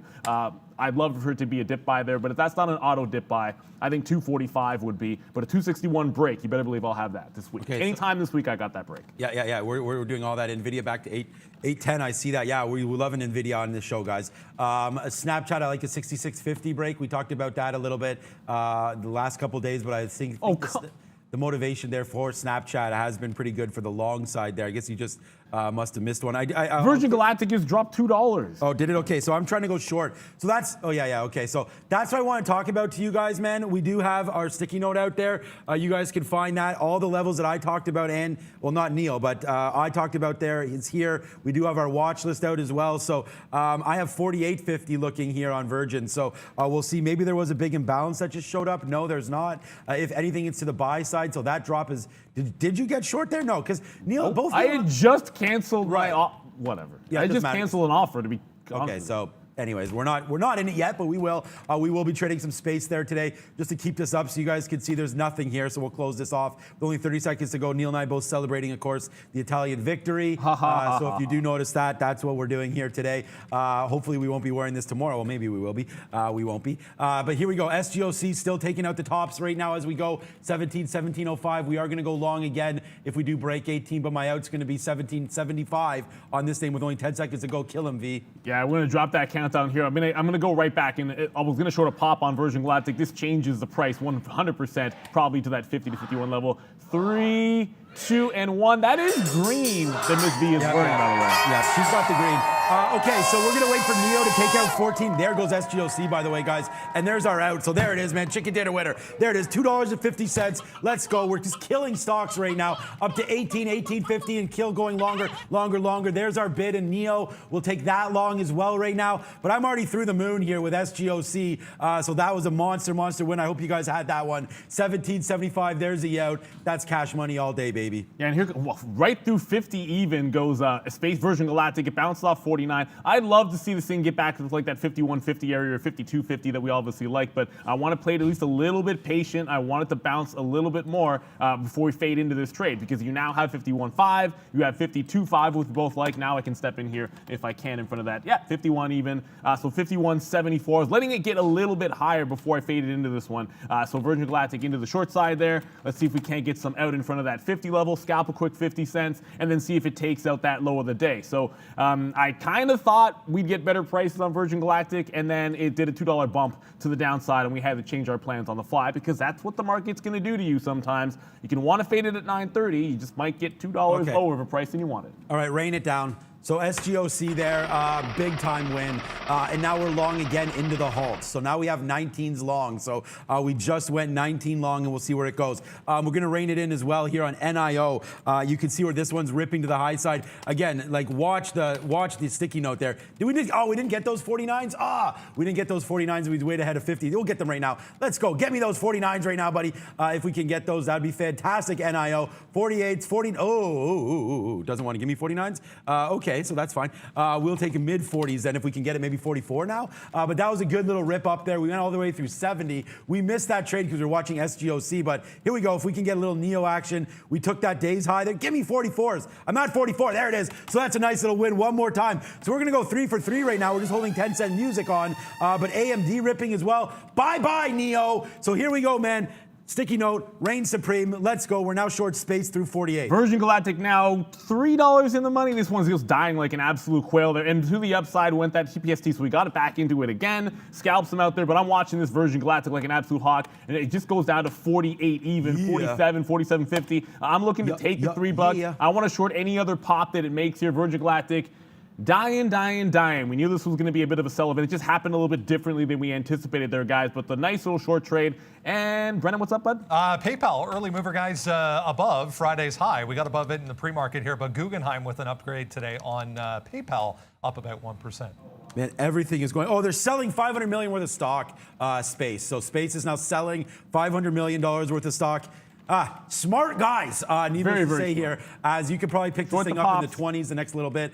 We are now short 48, so that's another, I know Neil's short as well, but this has just been a rain down. I just covered because I didn't see that headline. I'm trying to get back in. Yeah. We had covered before that headline, but it just dipped 47 flat there. So that's where we covered, so we're still short here on Space. And regardless of the headline, we both talked about this. This is why the levels are so key right here, guys. I love them, by the way, just so you know, and I want to go to Space one day, but a trade's a trade. Yeah, of course. A trade's a trade there, so we'll watch that. SGOC there, up big time again, so we'll wait to see where this goes. But man, this is a fun day. I mean, we're already crushing this. We're not going to talk about day goals anymore, but if you have some of these trades on board, you're probably already there, guys. Congratulations, as we are now $2 in the money on Space and $2 or plus on SGOC, so let's see where we go here. Big day. Yeah, and TPST also halted to the upside there, guys. Now, look, I got back in at the exact same price we had before. I had my stop at that little 34 cluster at the open, so we get stopped out, then it breaks right back, the same price. We get the long. I do scalp it out in front of 40, looking for a 40 break, and then it halts to the upside. So I grab back in on the halt to go to the long side because we're still shy of that high of the day at 48, guys. So I am going to be getting some out on the reopen because I always do, and then see if it can't test or at least back up to that 48 level. Pre-market high is obviously as high as this stock has ever been as far as I'm concerned. And could it break? Maybe 50 is an obvious level for a turn, but I'm definitely covering some market on open on the unhalted TPST. So guys, right here, guys, here's the sticky note that we're talking about. 48.50 break. Right on Space. So as you can see right now, we took that exact trade. There's 48.50. It's in the account, and now we go to the downside. It's now halting $2+ down, and gonna halt to the downside. $2+ now in the money on Space on this halt. So there it is right there. Big time cash money, man. Huge, huge, huge trade. Okay, TME right now. We'll see where we're going to the downside, but that's come back in. We're still waiting for SGOC, Brendan. I assume when you have it, this is just a volatility halt to the upside right now with SGOC. So we're stuck in that halt. Normally Neil's in the halts, but I'm in them all, and we got this big win. Right now we're in Space halted, and we're in SGOC, so this is spicy. And I'm going to update this right here. So hopefully you guys can follow on Twitter these sticky notes and have some of these trades with me. Yeah, just to clarify on Space, guys, here we go. The actual language they use is may. So they may sell up to 500 million from time to time. Not a huge difference. Usually when they say they might, it means they will. But just so you know, guys, they may offer up to 500 million in shares. Well, that was certainly good to know. If one's not going to work, AMC bouncing hard. So we got this break to the downside. Now it's immediately coming to this 45 level. If it breaks 45, I'm going to walk the exits here. I got out, and I was probably, regardless of that clarification or not, I likely would have done this anyways on AMC or on Virgin Galactic because it was that halt. I do not like holding through a halt, but I'll flush myself down the toilet for AMC. So as good as the other TPST and Virgin Galactic have been, AMC shorting, not so much, guys. But Virgin Galactic, I covered. I saw it going into that halt state at 46, and I just said to myself, whatever. I got back in at 47.25. I'll just take the $1.25 on that trade. We'd already taken this move here, fading it off at the open. I'm not saying it's going to open back to the upside here because, I mean, it's still under a tremendous amount of pressure. You do have to, but we did talk about with Mark, the 43 to 44, 43 to 45 level where there could be some support on this thing. It had a multi-day 43 level before. I think it could run into some support at some point. That clarification, I don't know how much it matters, but certainly could cause maybe a bit of a bounce. All right, guys, we're punching TME also in the face right now as we go to the downside now, down 4%. We're still short 50. We just took it out 40. So right now, and this has just been a big, big day. We get the win yesterday, and then today now we're to the moon on our net as we continue to go. NEO still 30, 40 to 50 cents. If you guys are saying, Brendan, I don't know if our earpiece is working. Oh, I'm not connected. Okay, what's up, Brendan? Upstart, guys, big mover, early one here. UPST pushing 9%. This thing's already gone about $7, $8 to the upside. Goldman Sachs with an upgrade on the AI company. Yeah, so Upstart definitely could be a mover. Now, there's also a trade that I like to do, which is like post-halt trading. Virgin Galactic, TPST, and SGOC all halted, and we've talked about this, that you have to have a plan of action. Now, you can sit out halt trades if you want, or try not to get involved in them. I think they're an opportunity for us usually. So I looked at Friday's high. You're going to have this one right here at 18.90. I mean, I scalped out of my reversal to the long side. Maybe should have held it. But if you open below this like $20 range, 18.75 I keep saying yesterday, Friday's high could be another support there where maybe people want to buy that one up, previous resistance turning into support. So watch out for this one. I think at like 25 or 30, those would be sort of obvious zones if it goes further to the upside to try a short, which is not as expensive as TPST. All right, how do you buy during a halt? You cannot. So No, you can't. right now we're waiting for SGOC to reopen back up. We'll wait for that to come through hopefully soon. And when that happens, we'll just get out if we can on the high side and wait for it. And then the space, ooh, I thought it was open there because it was ticking, but it's not. So now space to the downside. So you can't do anything. All you can do is put in a market on open order or limit on open order, depending on how your broker has it all figured out for you. So there's not really much you could do. I just have an offer upside here of 21 and change on SGOC. Again, I'll take whatever print comes. I mean, we're already at these ridiculous highs for SGOC. So if we can print higher, that's great. We're long at 19.10. We didn't take as many shares on this break as we did here. Again, but we'll wait to see. Hopefully we can cash in. I mean, a cash is a cash is a cash at some point, right? There we go. This went all the way down to 12.20. We don't. Whoa. Okay, that's 10 cent music. Sorry, I was like, wow. Does that SGOC just open up at 12? But 10 cent music where he took that 10 cents. So that's a nice little win. We should have probably got out of some of that Neo at 46.80, but I don't know. I'm a little surprised here. Look at the NASDAQ coming to the downside here. So not too much luck here. Although Valeria is wearing green, we still are positive across the board. So let's see. Hopefully that can hold. But Neo coming right back down now. We'll probably get this out if we break through 46. We don't want to, keep catching these falling swords on NIO, guys. And is this a 5-minute halt? It's so it's a 10-minute. SGOC's longer than this. It's right a now. 10-minute halt on SGOC, by the way. Look, okay. it can be 5 or it can be 10. Once it passes the 5-minute mark, you kind of know it's 10. It's still $100 for 100 shares to short on TPST. So like you have to make 94 pennies on the stock before you can actually be in the positive, at least for us, anyways, guys. So crazy move there. Virgin Galactic is also still halted, but that one, if it's 5 minutes, should be any second now. So that's going to be the front of my mind here. Virgin Galactic probably opening, there we go, 46. So, I mean, the out looked like it was okay, but immediately looking weak. 46, woohoo! Wow, 46 breaking instantly there. That was crazy. Yeah, what a good idea this one was, guys. Again, straight off the sticky note here.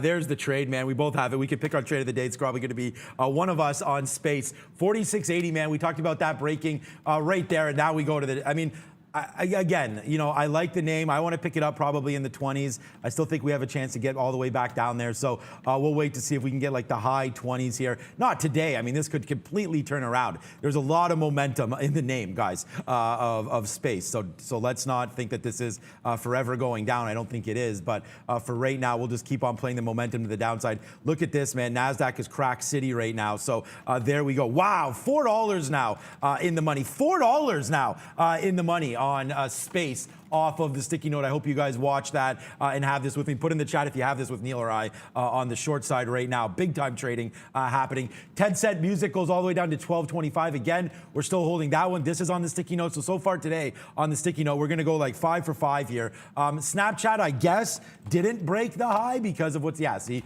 So Snapchat, we don't have to worry about. We were looking at 66.50 if the market started to go, but right now, nothing on that. NASDAQ just about to turn red here on a big move to the downside. So we'll wait to see a good opportunity as there goes.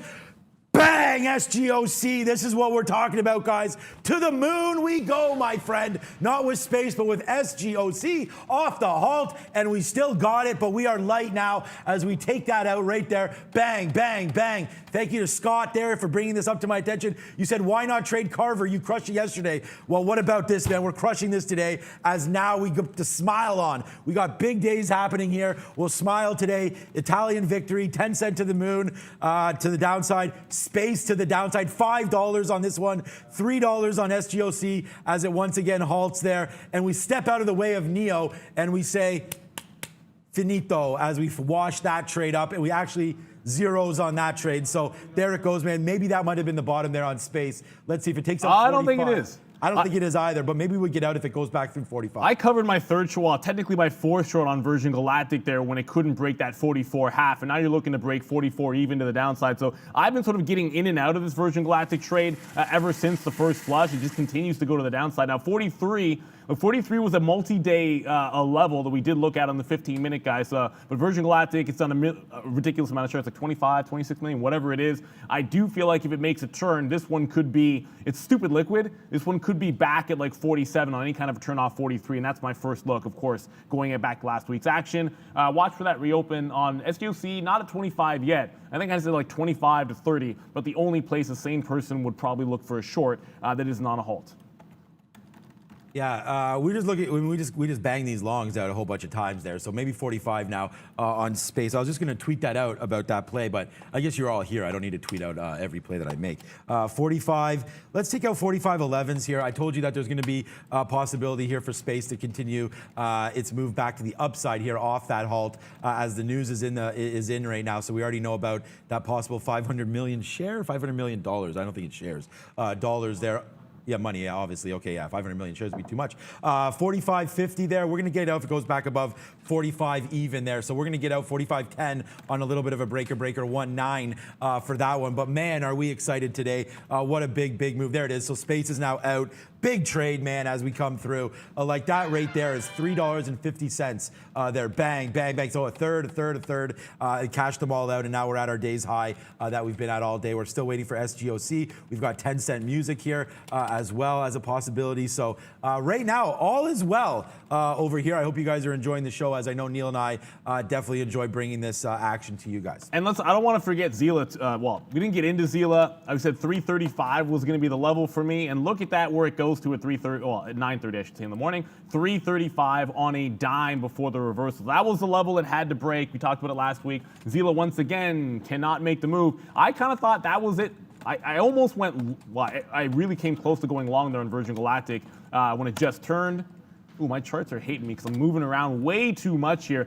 It just tried a bit of a turn here off his 44.50. Look at these minute candles, guys. It is whipsaw action, but there's plenty of liquidity. I think this time, if it holds a 45, it actually might be worth a shot for start scalping some long trades, breaking first 45, and then watch out for that halt high at 46.60. That's another good level there, Brendo. We were talking about some of the travel names. If you joined us in the pre-market this morning, guys, worth noting here, some of the airlines pretty weak to start things off. Evercore, the latest to come out here with a price target cut for this one. UAL down 2.5% so far.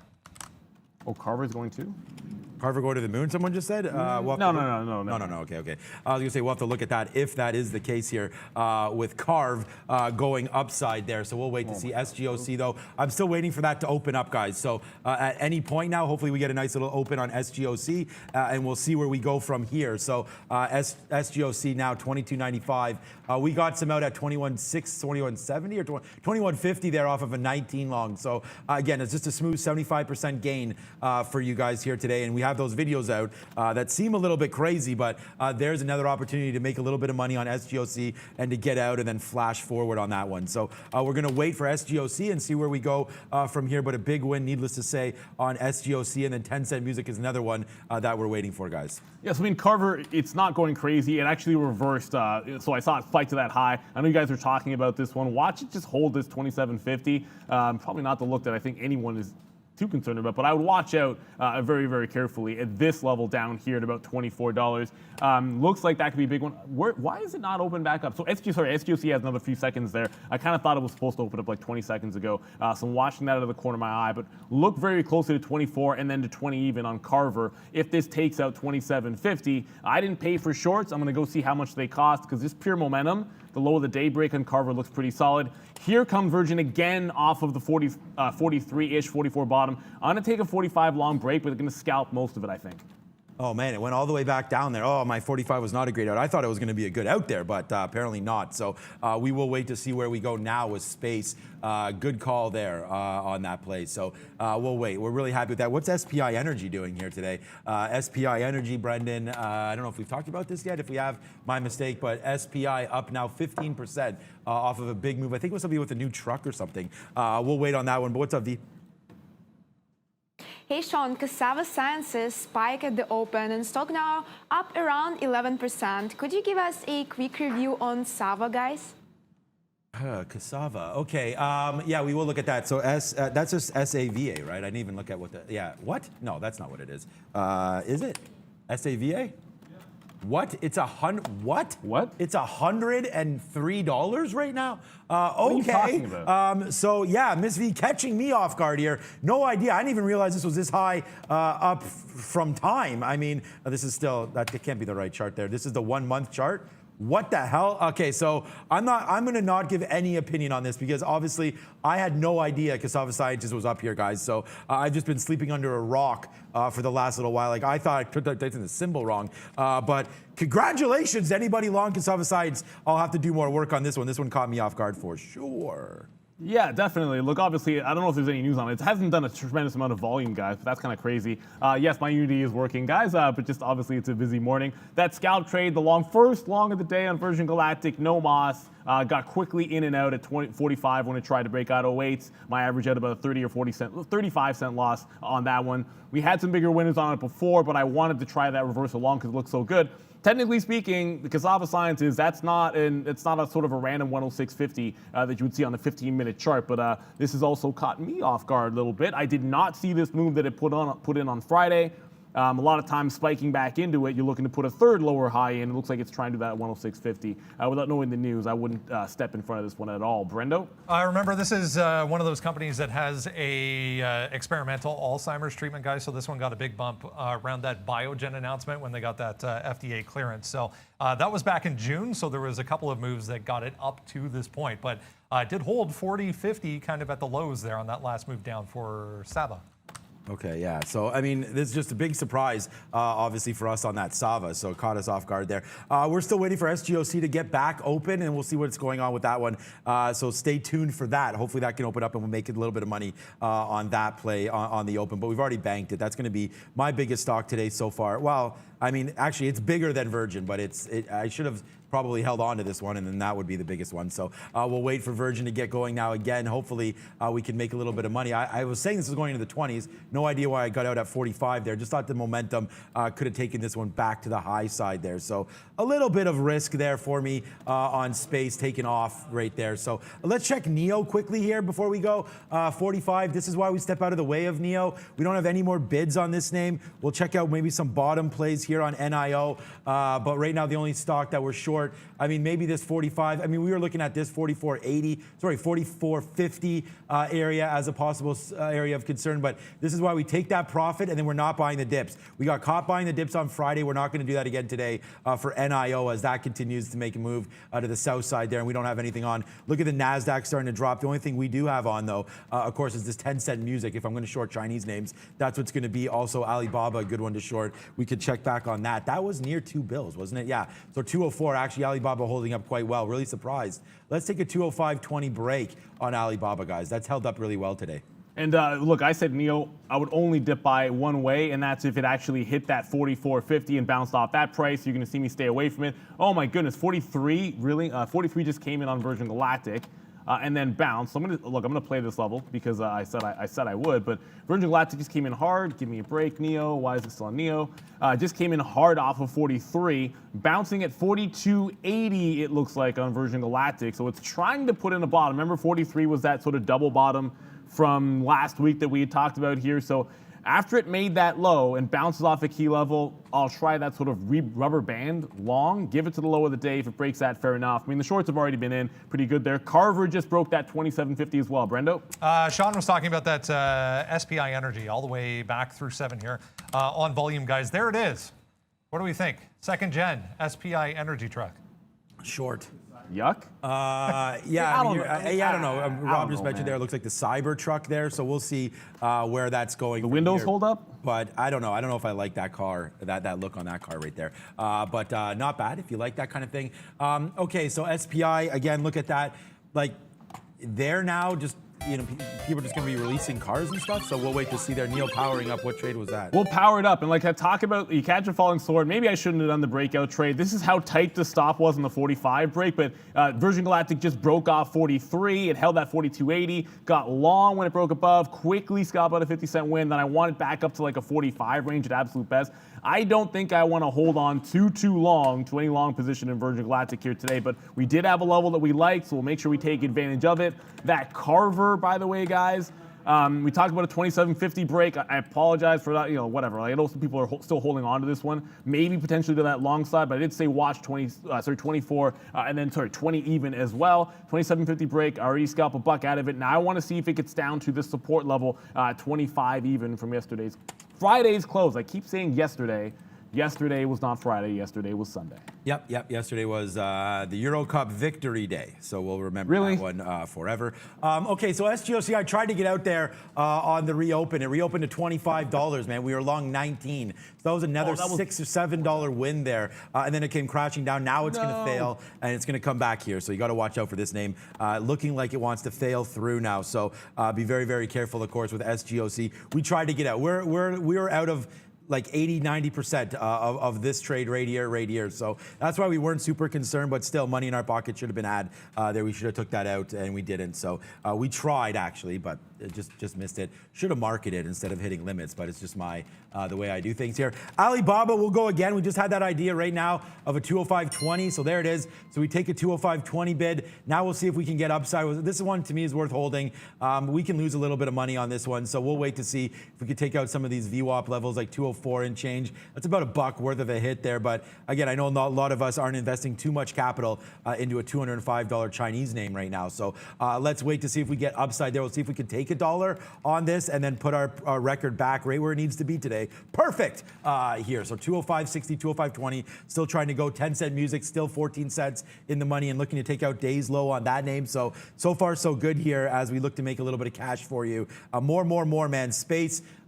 That's the one that I probably should have held all the way, but still really proud of this trade, taking it off the levels, writing them down for you guys, and then taking this trade. So that's a good one. Get a little conservative. That's my nature. So we get there out at 45. Should have held it at 42. Yeah, I see it stalling out a little bit, slowing down at 44.50 on Virgin Galactic. So I'll get out of that long. We'll walk on water for that one. But Carver, I also covered in front of, like, you look at support level like this, the higher low that it put in on Carver, that 26 even area, sorry, 25 even area, and then you had 24, which is the absolute low. If it bounces off one of these levels, I'll just go ahead and take it out. So we're scalping a lot because there is a lot of volatility in this market right now, at least the names that we're watching.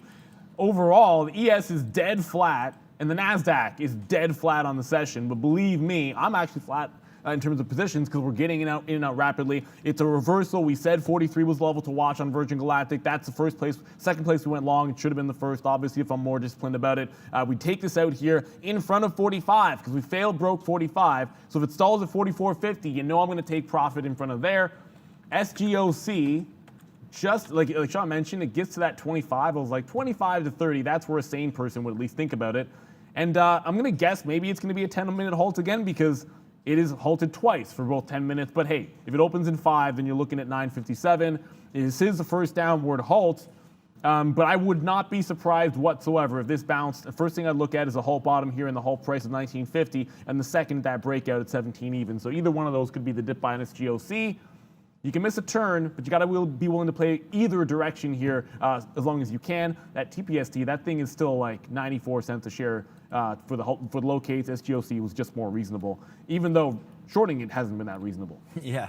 And that's what we're looking for too, guys, is, I mean, you could pay for shorts, but again, like to pay $1 per share for shortable shares, for what we do, I mean, you really need to make sure that you can scalp, obviously, at least that $1 for it to make any sense. I'm debating taking a little bit off here on Alibaba's. It stalled a bit, but we'll go to Brendan. And a little media company just popping up here, MDIA. It's been halted once already, 550. Area resumed straight back down through 5, guys. So heads up on MDIA. Be careful, though. This one is... doesn't even say the market cap there. You can see there's a dash where the market cap should be. 2 million share free float, guys, for MDIA. All right. Yeah, just trying to get some orders sorted out here as Alibaba goes there, and we take that out. So we take that out right there at Alibaba. That's 45 cents there for Alibaba. So we're just organizing our trades here, make sure that we're on the right spots here. So nice little trade there on Alibaba. We'll see where we can go to the upside. I'm still looking for that $1 win. Now that we've already taken some out, though, I'm pretty comfortable holding this. So we're going to go, again, a nice little win there on Alibaba. That 205.20 break. Hopefully you guys took that. Now we're going to the upside. You got to watch out for this NASDAQ because it continues to make moves as well. So a little nervous about any shorts, but we don't have much on. The only short that we have on is one that we believe in, and that's 10-cent music. And we've talked about why we like that short. So hopefully that can come through for us as well. But it just did double take that 12.25 there. So this may be worth taking some profit here, but I don't think we will. Let's hold the short on that one. That's Tempest. No. That's 10-cent music. What's up? It's Tesla's up, and it was, oh my goodness, I promise you, I probably missed this in the chat. I guarantee you somebody said something about 665, 666 on Tesla. Obviously, it's already broken out from there, so it is what it is. You missed out on what, I love that level, guys. Breaking back to the upside here, 680, 700 have always been a little something here for Tesla, so let's watch as 680 comes in. DD is doing absolutely nothing, by the way, guys. So probably a good decision to wait for that to hit the periphery. I still think it might make a move 12, 20, and 11 even on those levels. Watch out here. This is now Virgin Galactic on the daily chart. So this is 41.75. So the line in the chart that I'm making here, if you go back to the 15-minute, yeah, this is 41.75. So the scalp long, probably a good thing I got out of it. 41.75, next level to the downside. If Virgin Galactic can manage to hold that, there could be a bounce play. How I don't short, it's SSR now, but how I wouldn't short 41.75 on a break is beyond me, but I'll likely play the scalp bounce off of it as well because the volatility and volume is so good that I want to be taking as many of the possible trades as possible, not just the shorts, but maybe even the bounces off levels like this. So 41.75, likely a 42 bounce if it can try and get there. For now, it's holding up at 43, the first level we went long. Look, guys, we added here on our sticky note, look, there's the space, the 48.50 break to the low. Watch out for the 52.50 high. I mean, we pretty much bagged this one perfectly for you. And then not only that, you know, an hour ago, so like at 8:58, we talked about adding SGOC at 1540. So we put the link there in the chat. If you're joining us for the first time, please follow and then watch out. We put the sticky note out every single day. We also have that 10-cent music trade is on there. And then we haven't looked at AMC at all, so we'll have to take a look at there. But there we go. Thank you for all the love there on the sticky note. Over 100 likes again today for that one. So we'll keep on doing that. Shout out to Phil for keep reloading. Oh, yeah. Hold on a second. Will my mic reach back this far? If you guys could get this shot. Oh, no, they all fell out. But Phil already sent me a whole bunch of Amazon there. Amazon Phil is his handle there. Sent me a whole bunch of sticky notes. So shout out to you, Phil. So we'll keep the fun going with Sticky Notes Central right now as we continue to go on board here. Still waiting for this SGOC to try to do something. Right now, it doesn't look like, well, it looks like it's going to be in trouble this long. So we'll just get out of it. But that's really the big cover. We should have covered the rest at the top there. Weren't really paying too much attention to it like we should have. 10-cent music, SGOC, and BABA right now, guys. Yeah, and Carve, which is the quick short that we had on, is trying to get back above this 27.50 level and looking like it's going to reverse again. If it breaks at 25, remember we had 24 as a level as well. So on a rollover, I like 27.50 as a bit of a resistance for me on Carver. I want to be trading this name, Virgin Galactic, SGOC, which will be an open up in 2 minutes, I think. Yeah, 2 minutes exactly. A 10-minute halt, of course, what we anticipate. But watching Carver, that 27.50 break, opening range bottom, it tries to test back to that level. Above it, I'm not going long, but I will be covering the next short at 27.50. It is already 10 o'clock, time for Happening Now. Let's go to Brendan at the big screen.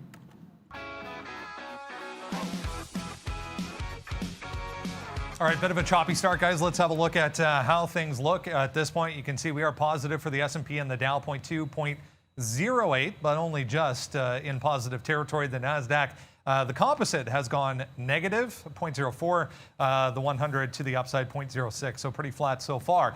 The Russell to the downside again today, 0.64 in negative territory. Here in Toronto, the TSX dead flat as well, 0.05. A couple of things we were talking about in the pre-market here. We'll touch on that, AMC. Yeah, a bit of a choppy start here as well. I want to focus on the daily chart here, 44 to 45 and then down to 40. Big area here, so you can see we held 44, bottom end of the pre-market range. We're right there right now. Decent volume, it's worth mentioning, on AMC so far today. One more to tell you about. MRIN, once a fan favorite, not so much anymore, down almost 9%, guys, straight southbound for Marin Software. Back over to you. I remember that one. Yeah, we'll definitely have a look at Marin. I just finished saying DD wasn't doing anything, and then DD kind of did something, or is trying to do something, down to that 11. Double bottom last week, so you got to watch for this level. I think it's going to be a big one. Whatever. It's only been trading for like a week anyway, so this is at 11 bottom. As it gets into it, does it find support down there? Decent chance that it might. Even the harshest move to the downside can have bounces we can take advantage of, and that's my segue into Virgin Galactic, which, for the second time, or maybe it's even like the second time, it is trying to bounce off this 43. We did take it long the first time. Now it's looking to see if it can take out that low of the day. If it can hold here, I mean, break like 40. If it breaks 43 and doesn't take out that low at 42.80, then I'll be looking for another quick little long trade. If it breaks that low, watch for 75 flush. SGOC just opened back up, and I might have missed my opportunity on that one. Maybe it's not over just yet. My chart's not loading, but I can already see it here. Yeah, I mean, already down past that 20 level. We did think that first halt could hold, that 1960. The next level down would be 17 even. Looks like it might be trying to halt again.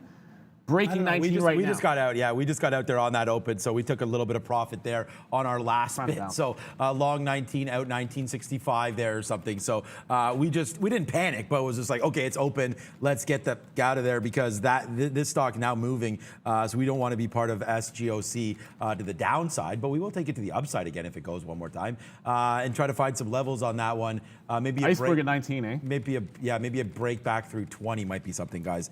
There at SGOC. Alibaba, we're trying to average in a little bit. We just missed that reload at 50 there, so we'll see if it comes back down to VWAP. And then 10-cent music still dancing around this 12.35. So lots to look at, but at the same time, just looking for some opportunities here as it's 10 o'clock. So Zila up at that $3 as well, as there goes SGOC to the downside. So glad that we didn't invest too much money in any of those longs right now, but we are falling back to the downside. We missed that opportunity, but SGOC, bang, bang, bang. I mean, big time profit. My second best stock today, SGOC. Or no, first best. Second best is Space, which we should have, of course, still been short on, but we're not. And there was an iceberg at 19, but this is also VWAP. There's also 17, which was that breakout price on SGOC. So I said I tried to buy in this name. Obviously, I like short trades on some of these. I did not get it at that little bit of a top, but we'll try the long. So I got 1910s and was looking to add here a little bit closer to VWAP around that 1850 area. If it clusters here, I don't know that I want it until it breaks 1960. That's the halt bottom and this halt price to the upside. So if I add to it here, have a stop at 17, I don't think I want to take anything out until it breaks 1960. And then in front of that 2140, I can tell you that Carver will go ahead and celebrate that one because I shorted that again at 2688. That's back now $1 in the money. So remember, 27.50, we shorted the break of 27.50, and then when it came and tested back up, I shorted it in front of it. That's also worked. Brendo? L Brands, guys, having a nice day here. Recent highs, 52-week highs anyways, 4.5% straight to the upside. JP Morgan with a price target increase on LB. Okay, we're going to go long here on a 19 break of SGOC. So we will go long through there. So now we're going long through 19. I think we did get those. So now we're long at 1909, or sorry, 07, 1907. So SGOC, we're going to give it back to this bottom here of 18. So we break 18, we're going to be gone. But here we go, another long right now in the money. Let's see if we get this out around 2021, guys. Yeah, and just to show you guys, just Carver. Look, it's been a good run for this stock. There's no doubt about it. There we go, flip. But when it comes back in, it just tested 27.50 here, 27.4 the top. My stop was at 50. I mentioned to you guys, I do scalp some out when it gets like in front of that 26 even. I want to see if it can't hold through that. Well, I can't hold, I should say, through that 25 bottom break. If it takes that out, I want to hang on to this position through that low of the day if it's going to be a trend to the downside. Virgin Galactic, I said I would go long if it tried to. Whoops. Come on, Virgin Galactic. I said I would go long if it tried to bounce or if it did bounce one more time off of that low. It did not.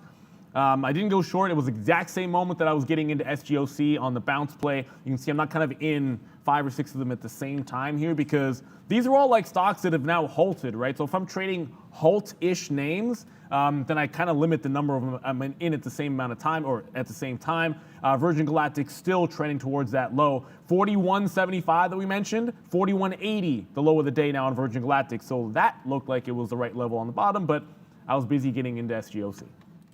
Yeah, we were busy not being short, obviously, on Space there. We did have the major short there, so we've already put that money in our pocket, but we shouldn't be resting on our laurels there. We should have got more short into this 44 area. So damn it, why did we dump you, Space, today, as it's going to the downside right there. So, and then just to give you guys an update there, we are in SGOC, of course, and we're also in Alibaba. We'll average in one more time here on Alibaba in this area, 203.50-ish. We'll see about getting that, but here goes SGOC now trying to go, man. We bid that 19. Now we're going to the upside. Let's see how far we can go up. Another 50-cent win for us there. But but I mean, that's pending on the spread. As you can see, it's quite wild. So if we can get into the mid-20s here, I think it's worth the shot, but it's failing at the top side now. SCOCO right now failing a little bit here. So just be careful, watch your positions, make sure you have a game plan on this one. Mine's gonna be a break of 18 and we'll get out of this. So we're not gonna we'll give back, it looks like it'll be about 20%.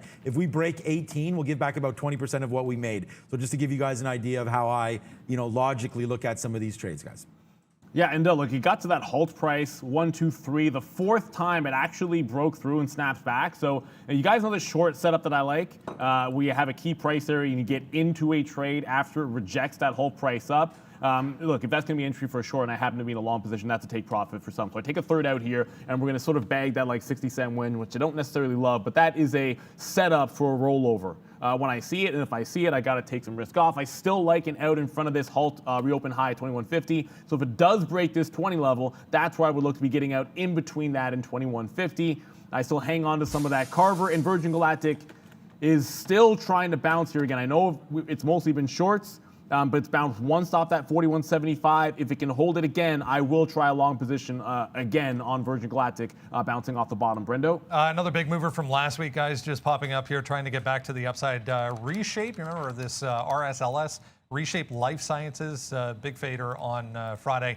15% though, just took out day highs, 550, a bit of a level there for RSLS. All right, we just covered, again, as stated on our sticky note, we just covered this TME. Look at this trade, guys, down to 12.20 there. So that was a banger right there, 100% through and through banger right there. So that was a good one there. We'll put some money through, cover that 12.15 there, 12.16, something like that on TME. So good trade there, man. Short 12.50 and out right there. So, wow. I can't believe we actually got that tick. I was like, wow, that's a good tick as we take that through.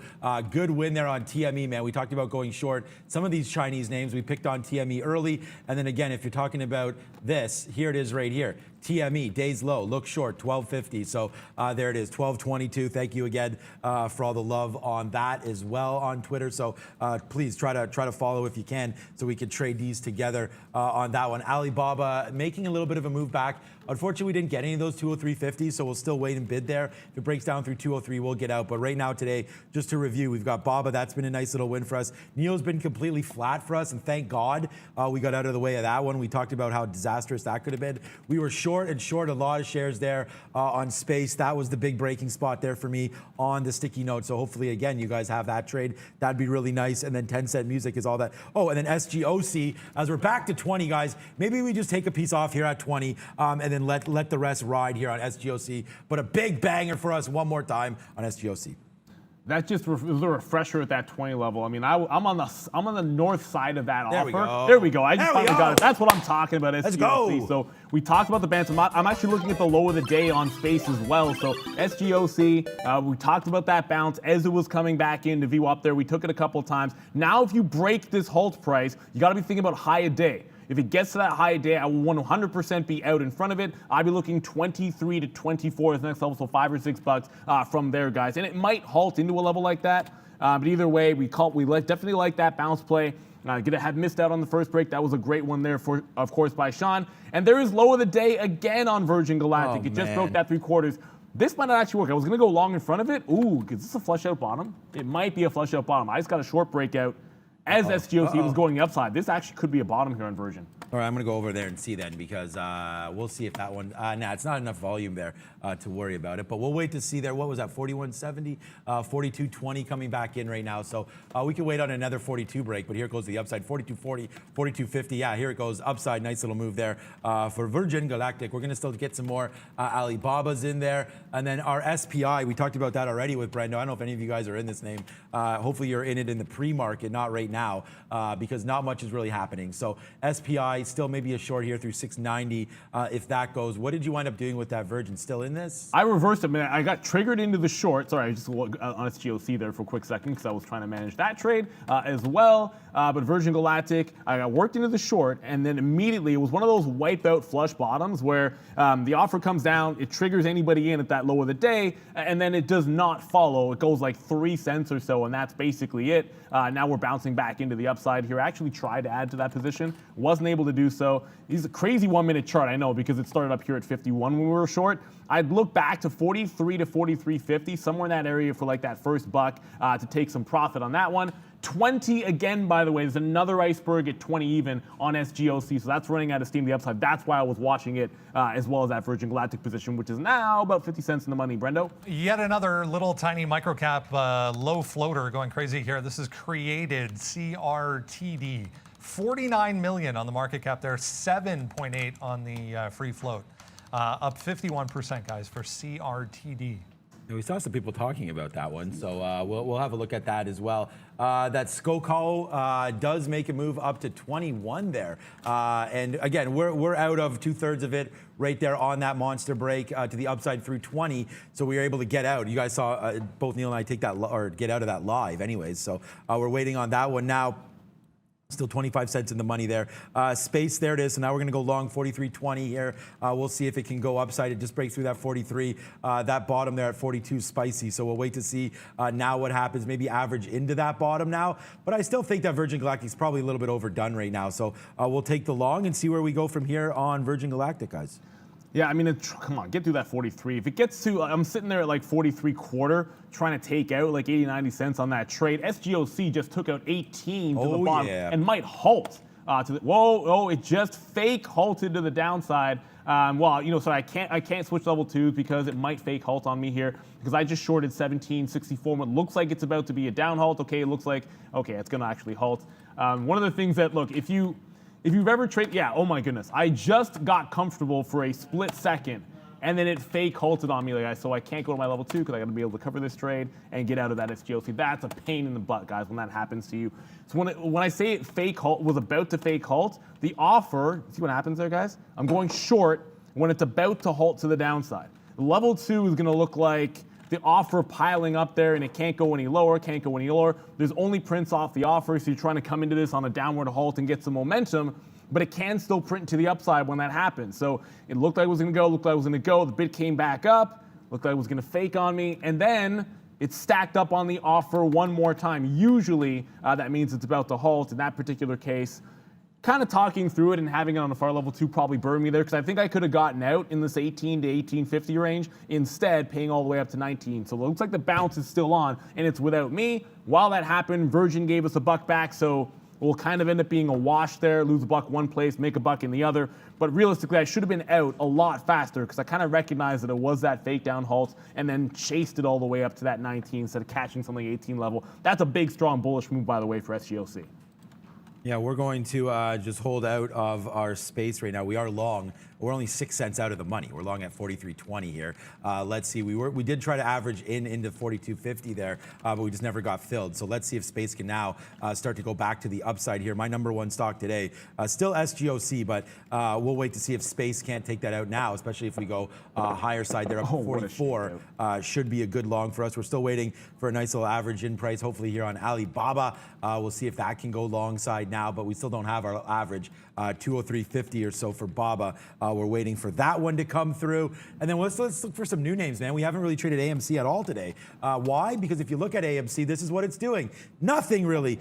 We talked about it, the pre-market low of 44. We weren't on that. That would have been a great trade early. So if you had that, congratulations, that was on it. But we are into SGOC and everything in space and everything early. So that 44 break got you down to about 43.40. That's probably worth taking profit there. 50 cents on AMC there early was a good one. And now we'll just wait. It's kind of just bouncing around. I don't have too much of a feel for this right now. Obviously, we're just looking at it for the first time here. So 46, I mean, I don't know. Again, we just talked about both of these breaks. Like the 46 break would have worked for 50 cents. The 44 break would have worked for 50 cents. And now we're in the middle again. So if you took both breaks, congratulations. But for right now, I don't really see that much happening. I see some news about Tesla coming through. Musk being questioned now, I guess a little bit. I don't know. We'll see about there was acquisition. There was like that solar deal, Solar City deal thing where he owned like 20% of Solar City and blah, blah, blah. But I mean, how can the shareholders be mad or be pissed off when look what happened to Tesla since that deal? Like the stock price went through the roof. I mean, how can you look again? I know the transparency issue, and it looks bad, the logistics of it on that deal. But I kind of look at it as a shareholder, and you're like, are you really complaining? The stock's up like a gazillion. I can't even think of what the percentage is since that deal because it was so long ago. I think I just looked a gift horse in the mouth on Virgin Galactic. It is 43.40, almost like on a dime. It just keeps holding and then reversing. If it can't break through in the next couple of minutes, it's not to say that I don't believe in the long off these bounce plays, but the first one was no good. Then we kind of went back into thinking about it going down to that 43. The 43 was a good long, and now we went to 41.50, 41.75, let it hold. Actually took and lost on the short. It was like a fake out. We reversed into that long position, which should have been the look and was the look initially. We took a buck out of it, and I'm thinking it could have gone back up to this 44 to 45 area for a couple of dollars, but it just hasn't had those legs in the trade yet. Carver has legs to the downside. I mean, I kind of tried to say caution with these guys. This one, if you guys are long, when it broke 27.50, shorted the break at 27.50, shorted the spike back in at 27.50. It has held 25 even. And the volume's starting to dry up here, so I'm not sure. And I don't know if it has a flush in it through this 25. I'll be probably getting out in front of 25 even, as long as it doesn't do anything too crazy here. Maybe just lock in that buck to $1.50 on this trade. It's been a pretty calm one if you've been short. Like, it hasn't been scaring you at any point. But certainly the way SGOC just reversed on us there, like, that was a crazy fake out at the bottom. I'd hate to see Carver do the same thing. Great for anyone long if it does a fake out through 25 though. I'm still waiting for this space to do something. Like, I don't know. I don't know what it's going to do, but we're waiting for it to do something here. So space still holding, still not doing anything. I'm not going to scalp this for 20 or 30 cents. I mean, I really think that we could go higher here. So we'll wait for 44 here. But we may have to take some out before that 44 level. So let's just wait to see. We're long right here at 43.20. I mean, I could have just taken dimes over and over and over again, but we're not. So damn it, 43.30 now looks to be a hold spot. So we'll wait to see where we go here on Virgin Galactic. I mean, I still like it. So we're still long. We did hammer that short. It was the best trade right there. Bang, bang, bang, bang, bang, all the way to the downside. So right now we'll wait on this short. This long to see if it can come through. 43.20. There's another dime. I mean, we could just scalp these dimes off and I'd be fine. But we're going to wait for one more break here, hopefully to the upside on space, and then we'll see what happens around that 43.50 area. But right now it's having a problem at 43.30, down 12%. Here it goes, 43.40, 43.50. Okay, so here goes Virgin Galactic, a nice little move to the upside. Maybe we'll get a little bit off now. But there goes Brendan at the big screen. Small cap recap. He's got a doozy on right there.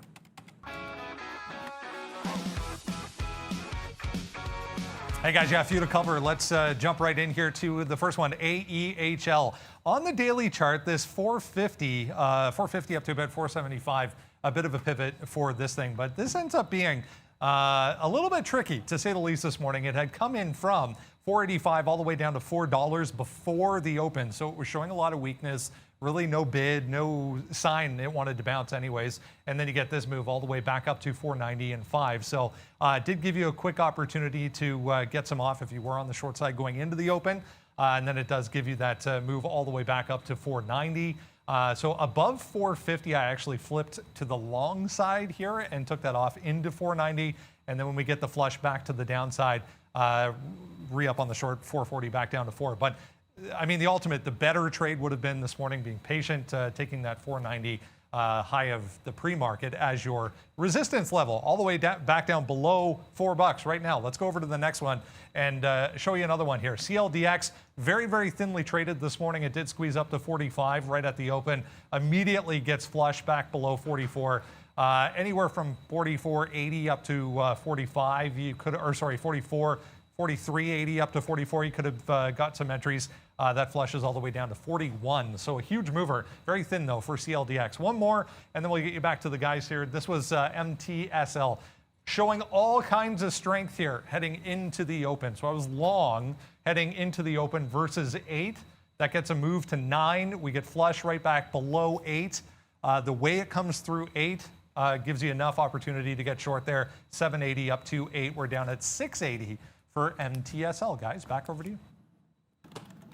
680, the popular news station. So I did get out of that cover, by the way, so we'll fist bump that one. The 25 double bottom. I said I'd just get out at that low. It is the low from Friday there in the aftermarket. It just hit that and bounced. So Carver are going to be flat on that trade. Now, well, flat, meaning I have no position, but a couple of good shorts there. We got a big now one. We're up at Virgin Galactic at about $1.50 in the money on Virgin.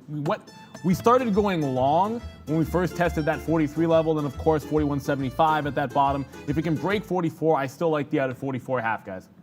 I mean, there it is, man. I mean, this is what we're doing. It's Italian Day today here, live on the show. We're going to do another backflip for you here because space, like another one. Look at that out there. 44 flat or 44, what was it? 40, whatever it was.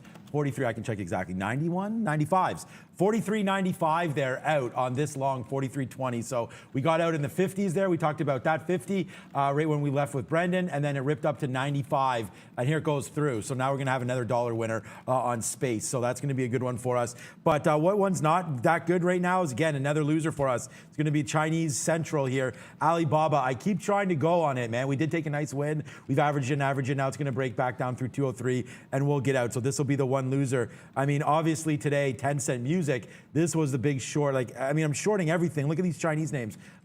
We should be shorting, everything as Neo to the downside right now. And unfortunately, I just think that these are great value plays at some point, but we already talked about the rhetoric that's there. And you know, you can't have these guys taking apps away and stores opening up. And then obviously you're not going to get any more US money coming through on a lot of these names. So DD's just another one of those examples. We actually talked about shorting 1150 and I missed it. That would have been another good short on Friday. That was the best short you could have had. I mean, you could have had this one, but you know, that was a good short once we broke through 1150, ticked down to 1110. And we talked about that this morning as well, but missed that play. That would have been a good one. Got to have DD on the radar here. Every time we get an up morning, we got to be able to hit it back to the downside. So until we get a little bit better talk here, DD continues to be a problem. I may take this, although now I'm talking myself into it, I may take this 1150 long because that didn't dip down nearly as much as we did on Friday. If we go back, you could see the dip was 11.11 there. So it seems to be held up a little bit better here. DD long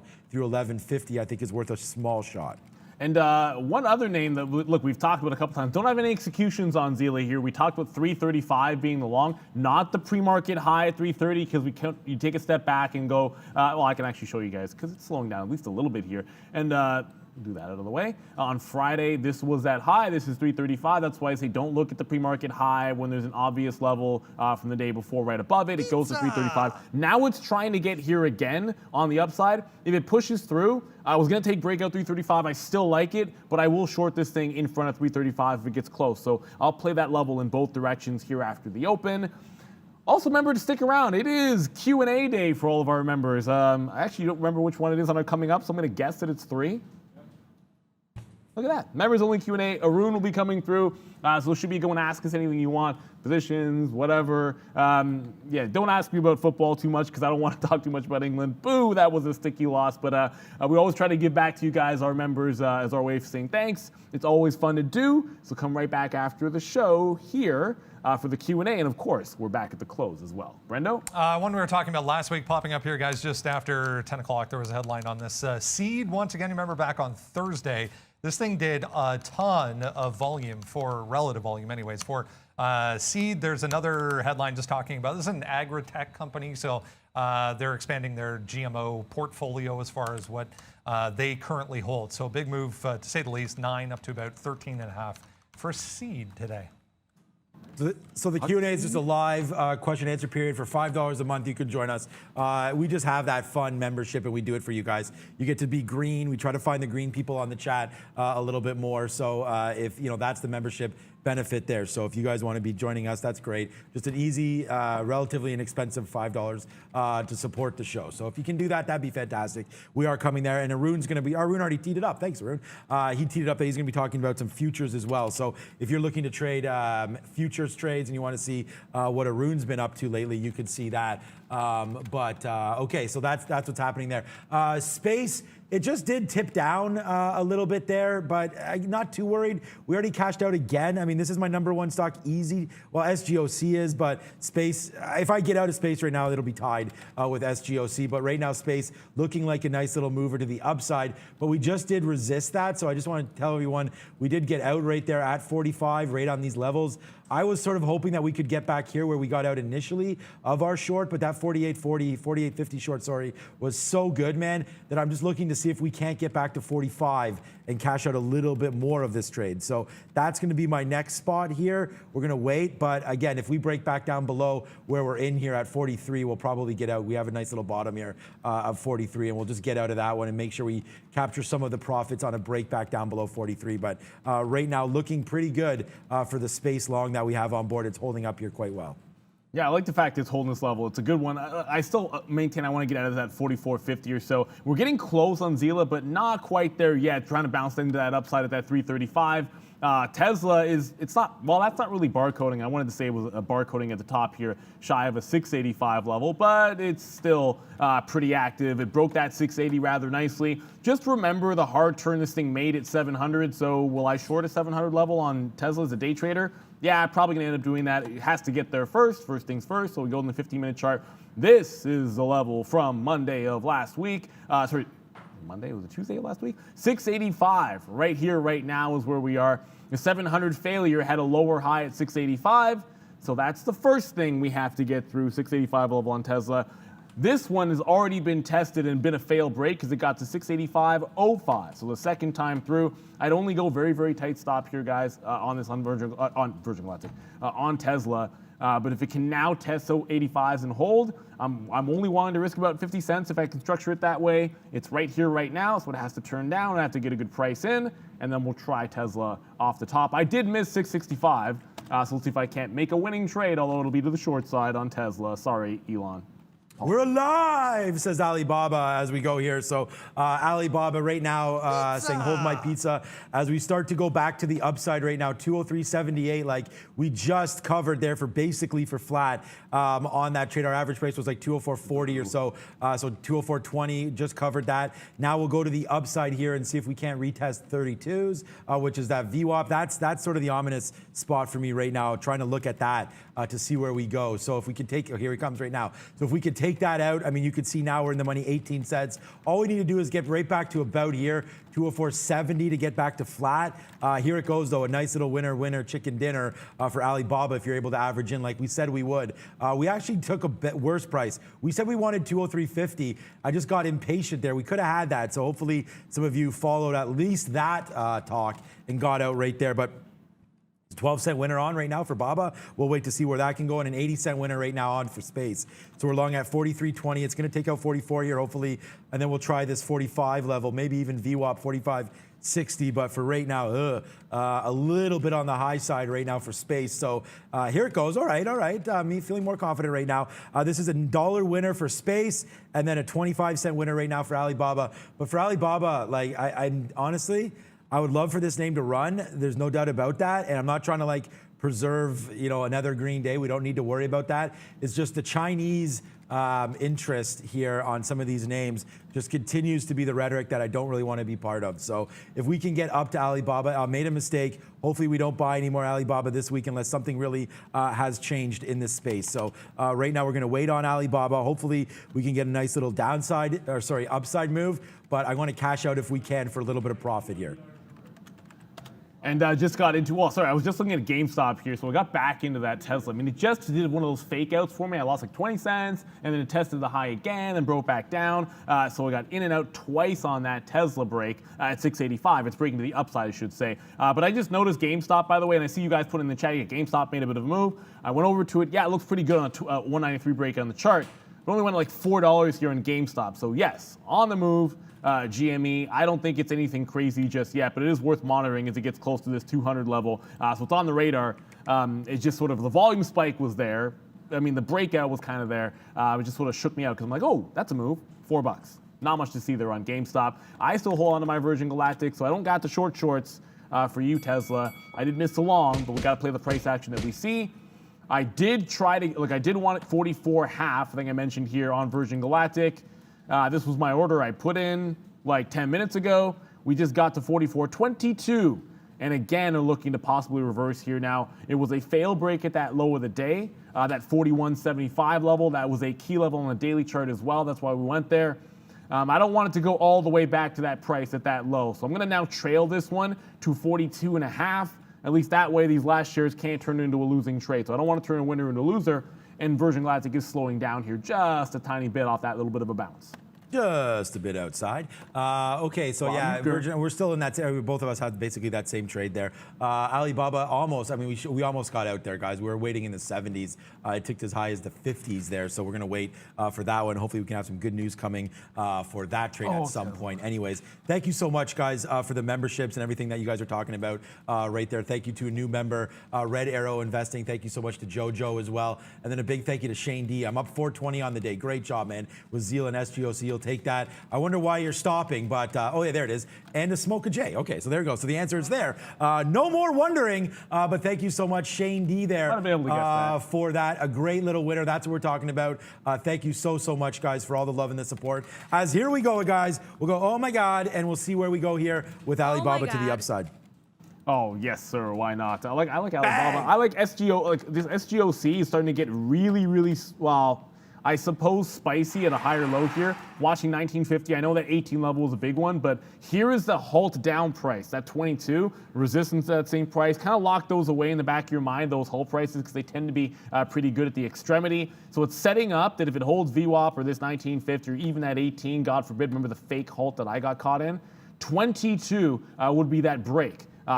Breakout right here, 22 even, I would call it. So that could be a power hour thing. Hey, it could happen while we're doing the Q&A as far as I'm concerned, but I want to make sure I'm involved in SGOC. You don't want to get away from the big volume movers, and the most volatile name that I can find on the market, for the afternoon at least, I think we'll be setting up for SGOC as it is. Brendo? Nice day for the banks, guys. Just keeping an eye on some of them ahead of earnings. As we said, tomorrow aftermarket, JP Morgan the first on deck. This one leading today, Morgan Stanley 2.5%. Straight higher, 90 to 92.5 for MS today. It's 10:30. Let's get a quick check on what's happening over in Europe with 1 hour left. Miss V, what's up?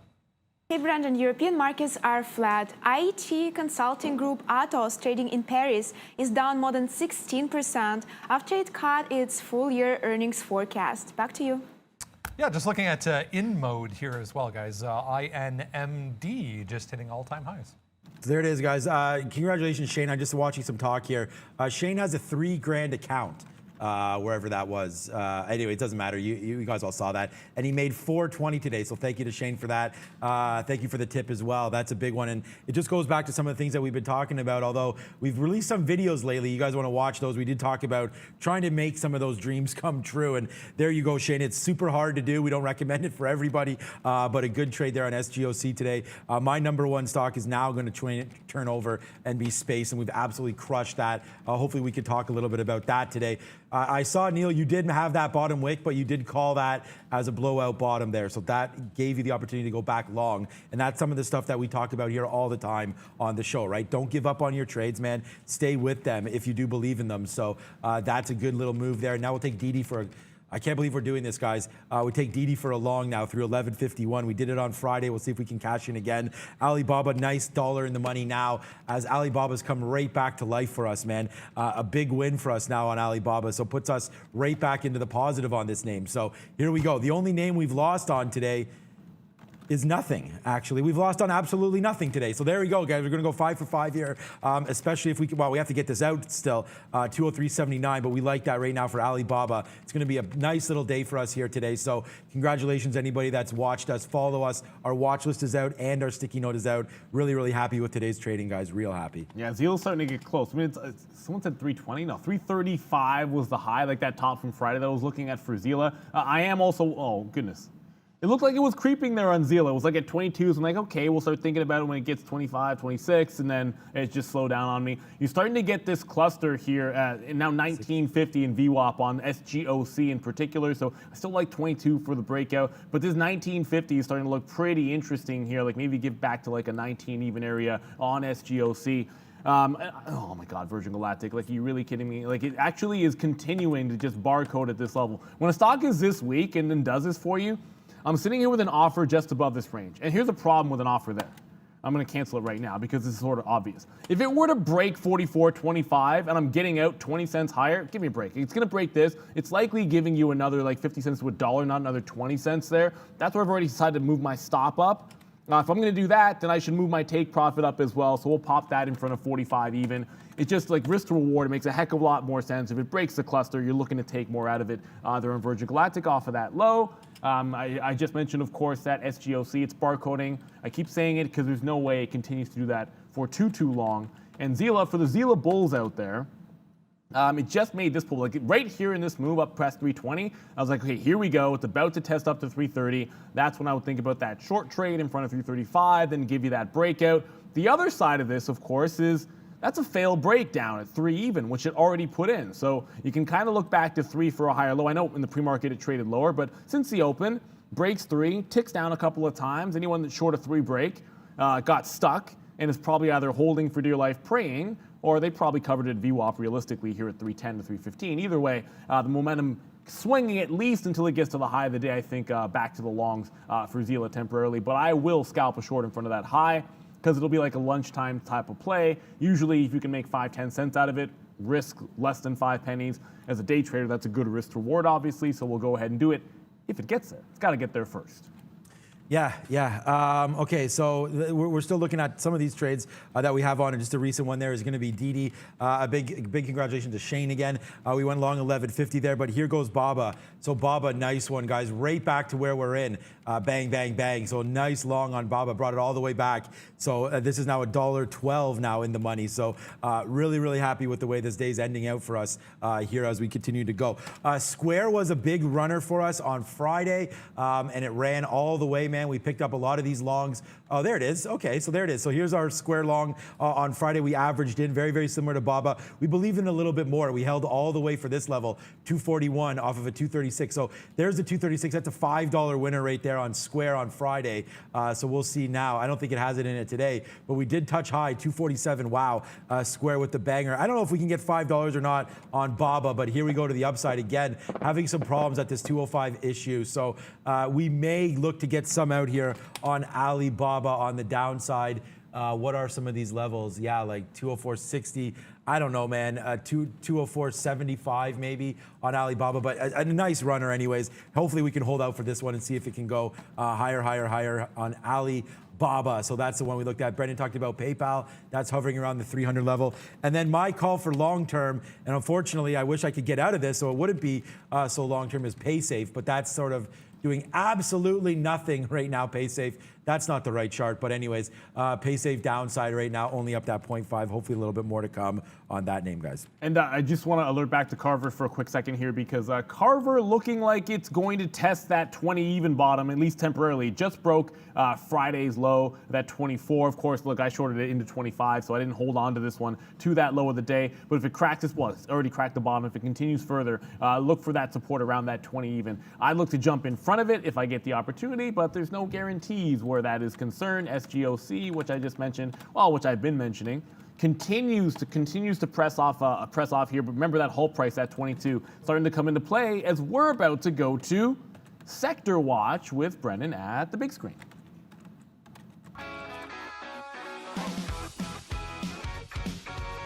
Hey guys, yeah, a quick check on the overall market here. You're going to see a pretty mixed board once again. We are positive though. 0.25% right now for the S&P. A few things of note. HP here down 4% on the day. Heavy volume as well. Overall, the tech group under pressure slightly today. It is negative, but only just among the leaders, in fact, for decliners. Way over here, ALB in the materials group up 7%. One of note there, the materials group is positive a lot because of that. Financials are leading, though, as we said, showing some strength ahead of earnings starting tomorrow. I mentioned Morgan Stanley. There it is, 2.3%. TROs here. NASDAQ with an upgrade today. NDAQ, if you want to have a look at that, up about 2.4%. Banks down here. SIVB, insurance companies as well, doing quite nicely. L Brands sticking out. We talked about that one, 4.2%. Yeah, lawsuits or not, 4% for Tesla today. So a nice look in the automakers. Ford there as well, up a full percent. Healthcare stocks are strong here as well. But overall, a little bit of a muted start to the week, I think, ahead of earnings coming tomorrow, as we said. Just 0.25% for the overall market. But hey, it's positive, guys. Back over to you. Thank you, Brendan. Another break there, and of course, the stock just keeps on breaking to the upside. We saw the wipeout bottom. We talked about that 1950 holding, and then 22, that whole price going quick scalp trade at the second half. Remember I said if 22 broke, my target would be shy of the high of the day, because usually when you have like a multi-upside halt trade, you want to look at that. You want to look at that high of the day as a separate trade. At least I do as a day trader. So I will try to take out that like $1.50-ish area, closer to $2 in front of that 24. And there's a test 25 half, which is that high. If it does, you look for a bit of a rollover there, providing that it isn't halting into that price. I don't want to be doing that. And then you can always use that high of the day as a potential breakout. We did think 25 to 30 would be where it turned. Of course, I missed that turn to the short side. It happens to you from time to time. Virgin Galactic, the other long that we have on, Virgin Galactic, it continues to slow down here. Look, at the end of the day, obviously that's a big retracement, down 11%. But everyone knew the test was coming. Were they really going to put Sir Richard Branson on that flight if it wasn't going to succeed? So giving it all back into that, I guess, breakout price that it had at 41.75 did make a heck of a lot of sense. If I'm getting out of this last long we have shy of that low of the day, because if it breaks 41.75, does anyone really think it's not going to $40 today? I'm not even sure yet. I mean, I jokingly said, and I was kind of joking when I said the teens, if things went poorly, but on a pullback here, which is just selling the news, I kind of think this 30 cluster could be pretty good if it gets there, but I will not be going long in front of 41.75 again. I've tightened the stop up, so this can't be a losing trade. That 43, or the shares we have left, 42.39 we have, it cannot be a losing trade. Just don't want to give that one up. There goes that SGOC. Yeah, so SJOC, is that what we're calling it? I don't know. SGOC, whatever. It just got up to that 24. I said I would get flat if it did. So we'll walk on water for it. Now, yes, I am looking for a short off this 25 level, but that's not close enough, 24.40. I want to see it actually really test 25, look like it's about to fail without halting, and then see if it comes back down, stop at the high of the day kind of thing. So even if I miss the top here, I'm kind of okay with it, because it has to set up nicely for me, failing close enough to the high of the day. Yeah, we actually we put an order out, but we only crossed up 10 cents, which is bad. Obviously, with the spread, I didn't even, I thought we could get it, but we didn't.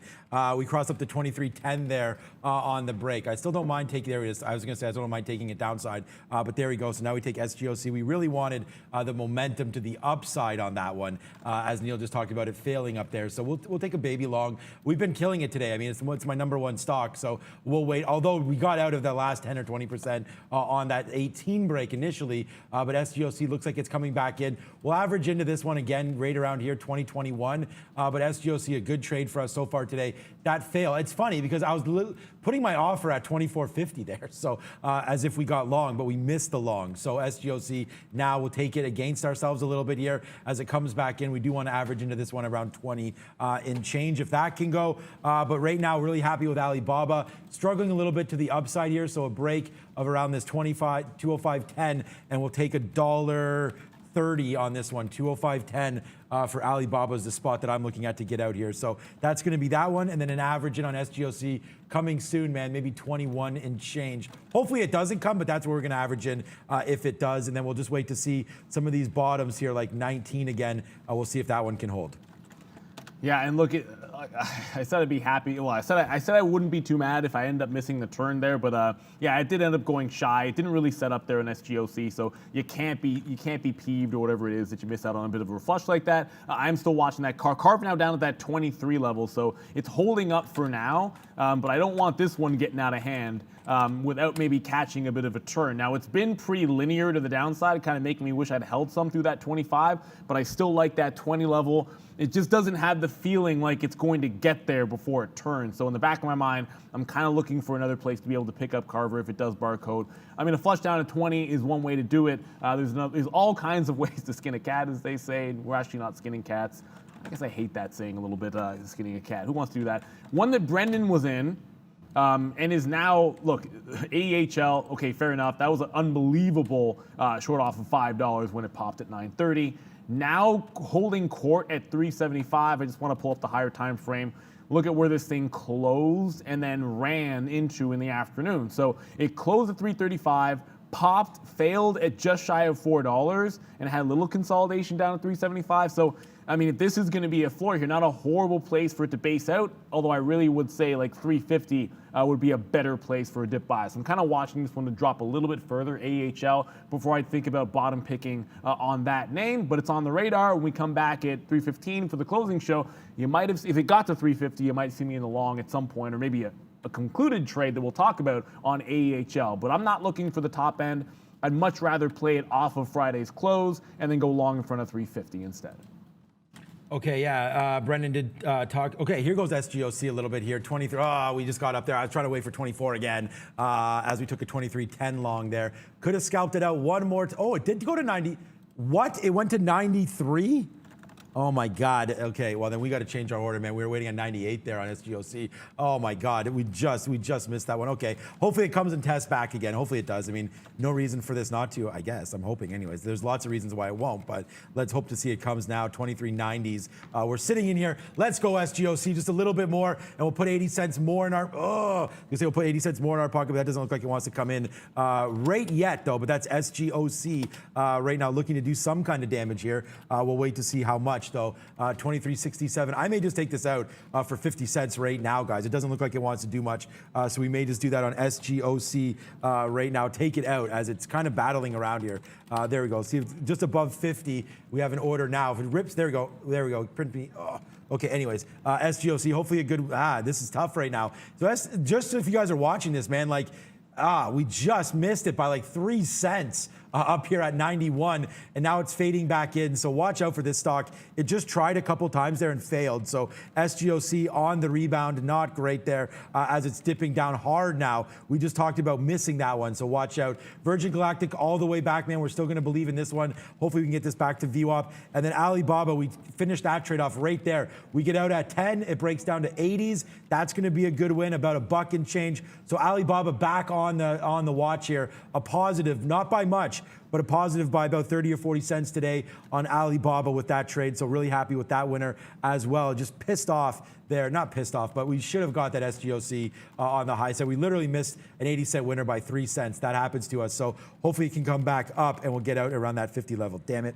I'm kind of mad at myself over that Tesla. 2 times we tried that short. These are actually pretty tight stops, so it's like it's relatively disciplined for the setup, but it does top out there. Tesla at 685. It did try a couple of presses through, and then I said it would be tight stop trades when I put on the short there, and that's what we did, but it's back down at 678.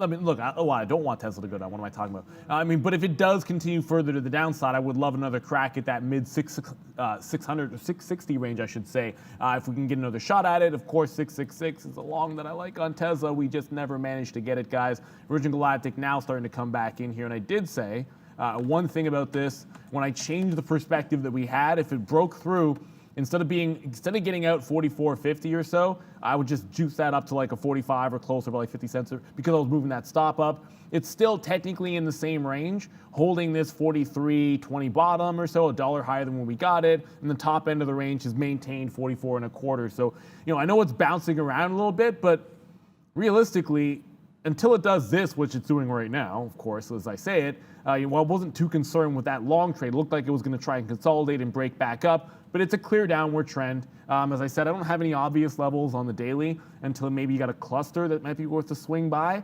$40, we'll see if it gets there today. I'm kind of hoping it doesn't, but you absolutely never know. We swung from short into longs on this one, and Carver from short to thinking about longs as well, although that is nowhere near that bottom at 20 even that I like.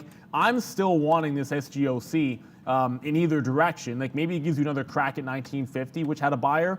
Otherwise, I was looking for that short off the high. It just never got there.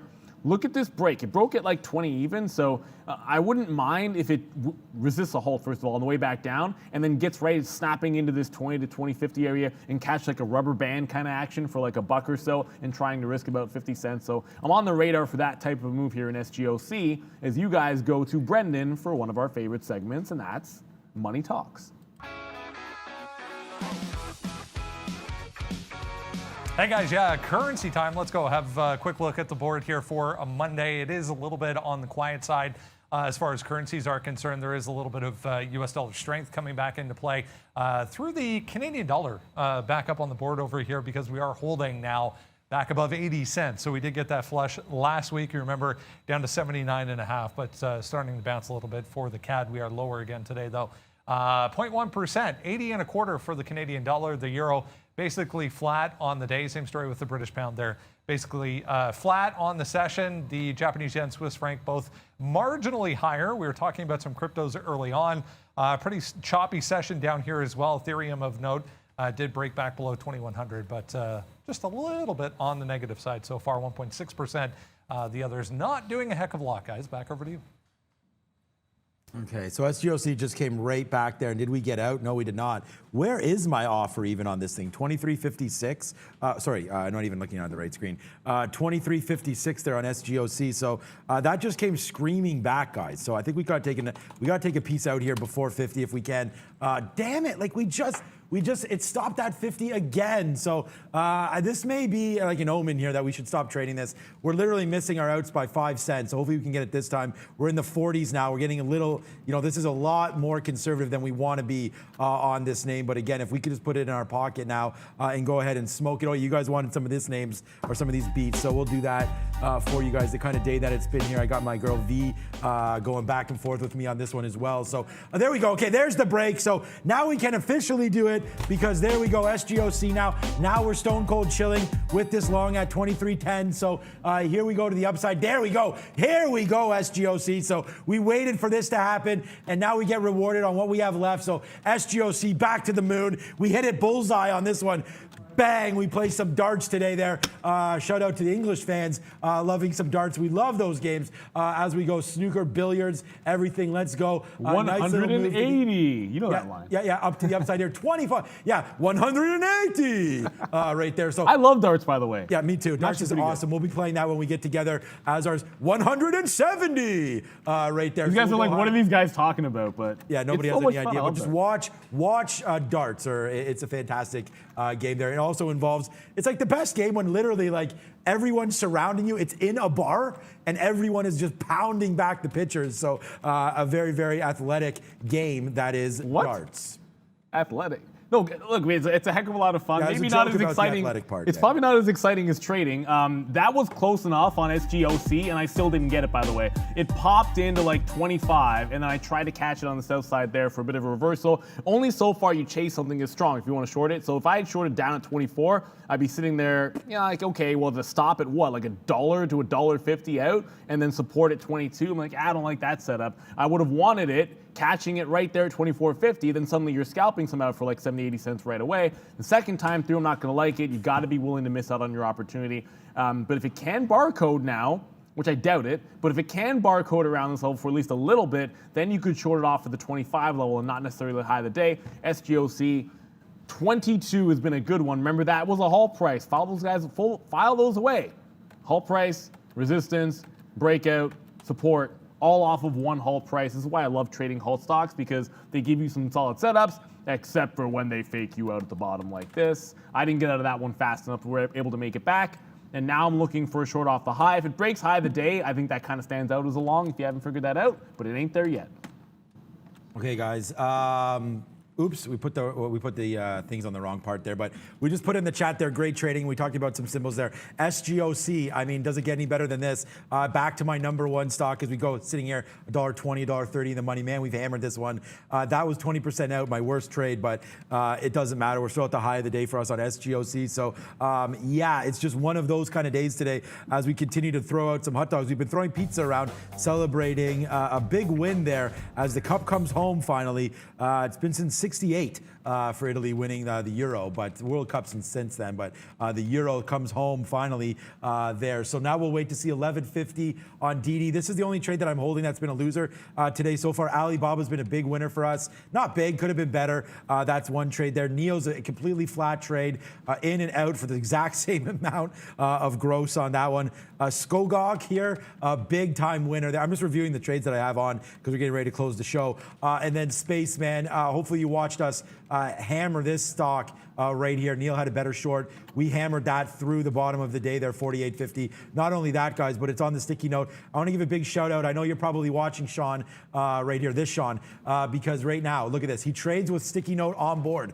So all of these screens, and then I get a little corner of a screen there. So shout out to you, Sean. Not a bad name, my fellow Irishman there. That's the way the Irish spell it. I don't know that you're Irish, but thanks for the shout out and thanks for the love there. We did retweet that. So go Skogog, 26 and change. Bang, comes through. That's what we're doing right now. You can celebrate all you want, but unless we get out, it don't matter. There it goes the upside. You know what? Screw this. Let's just hold this. We did this last time and we didn't get out. How does $5 sound for you on Skogog? This is what you guys want, so we're going to spin it right there. Money right there, Skogog on a nice little out there. We'll see where we go on the short, but it's money central over here, B. Wickens. Halt City for that stock today, guys. Couple minutes to go here. Let's have a look at some earnings. Keep in mind as well, for members, Q&A coming up right after the show. You don't have to do anything. You'll just be moved right into the Q&A feed. So don't go anywhere for that. As we mentioned, it's earnings season again, guys. It is. We're going to get all the banks coming through. Obviously, we talked about Pepsi with Mark Roberts. The banks will come through one by one. Well, I guess two by two. One by one, two by two. Conagra, you can look at Organogram as well. But I think the banks are going to be that big story. JP and Goldman to lead it out there. I like Pepsi on weakness if it shows any. I don't know. My stop didn't trigger on SGOC. So I have to figure what. I mean, it just halted, obviously. So we're going to be trading that one all throughout probably the Q&A. We'll probably be trading that while we're doing the Q&A. I'm going to guess. And then, of course, back at the close because you got to trade those movers. It is one of the best national days that we actually have going today. So I'm actually pretty excited about this because I've been guilty. Italian Day. No, okay, fine. Congratulations, Easer. If you guys don't know, I lost a bet. I'm an England fan, and clearly, obviously, they lost, so I got the Italian flag on. No, but it's a good national day. I've eaten an entire one of these by myself, and I would do so again in a heartbeat. Miss V. Hey guys, thank you for starting this trading week with us. I hope you enjoyed the show. And if so, please make sure you like this video. Guys, likes are free, likes are quick, and that's all we ask you for. But it's super important to us. Make sure you turn your thumb to the upside. Join our Q&A right after the show. You can find the link on our Twitter page, community pages, and live chat. And happy National Pecan Pie Day, everyone. Oh, hell yes. A little sweet. There's no doubt about that. But I cannot believe that you would have ate a whole pecan pie. That is sweet. If you had a little maybe vanilla ice cream on top, maybe cut some of that. But yeah, very sweet there. I've eaten an entire pecan pie. I've eaten an entire pumpkin pie in one sitting as like dinner one time. That's just how I roll. I mean, I got a bit of a sweet tooth, kind of, if you haven't noticed by now, but it is what it is. Someone just said, I saw in the chat there is something about like me betraying Italians with pineapple on pizza. What in the who now? Michael, Travis, I did not say anything of the sort. I'm the literal opposite. I think I'm wearing the flag not for the reason, whatever. Pineapple on pizza is not real pizza. I'm sure any true Italian, Sean, should be agreeing with that statement.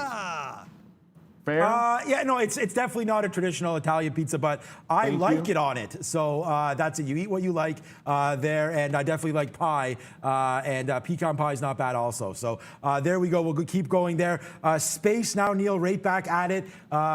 Big time move to the upside there. Skogog, we'll wait till that comes open there, as that's a big haul. $4 in the money. Man, it's been a big day, Brendan. I know you've been crushing it as well. How's your day been? Fantastic, obviously. Yeah, lots of volatility, guys. Lots of things to look at this morning. So I was just reading a few things about AMC because it never goes away, but yeah, pretty negative so far on the day for AMC, despite, as we said, decent numbers. Again, guys, don't go anywhere. If you are a member and you want to join us for the Q&A, you don't have to do anything. Just stay right where you are, and we will be back shortly.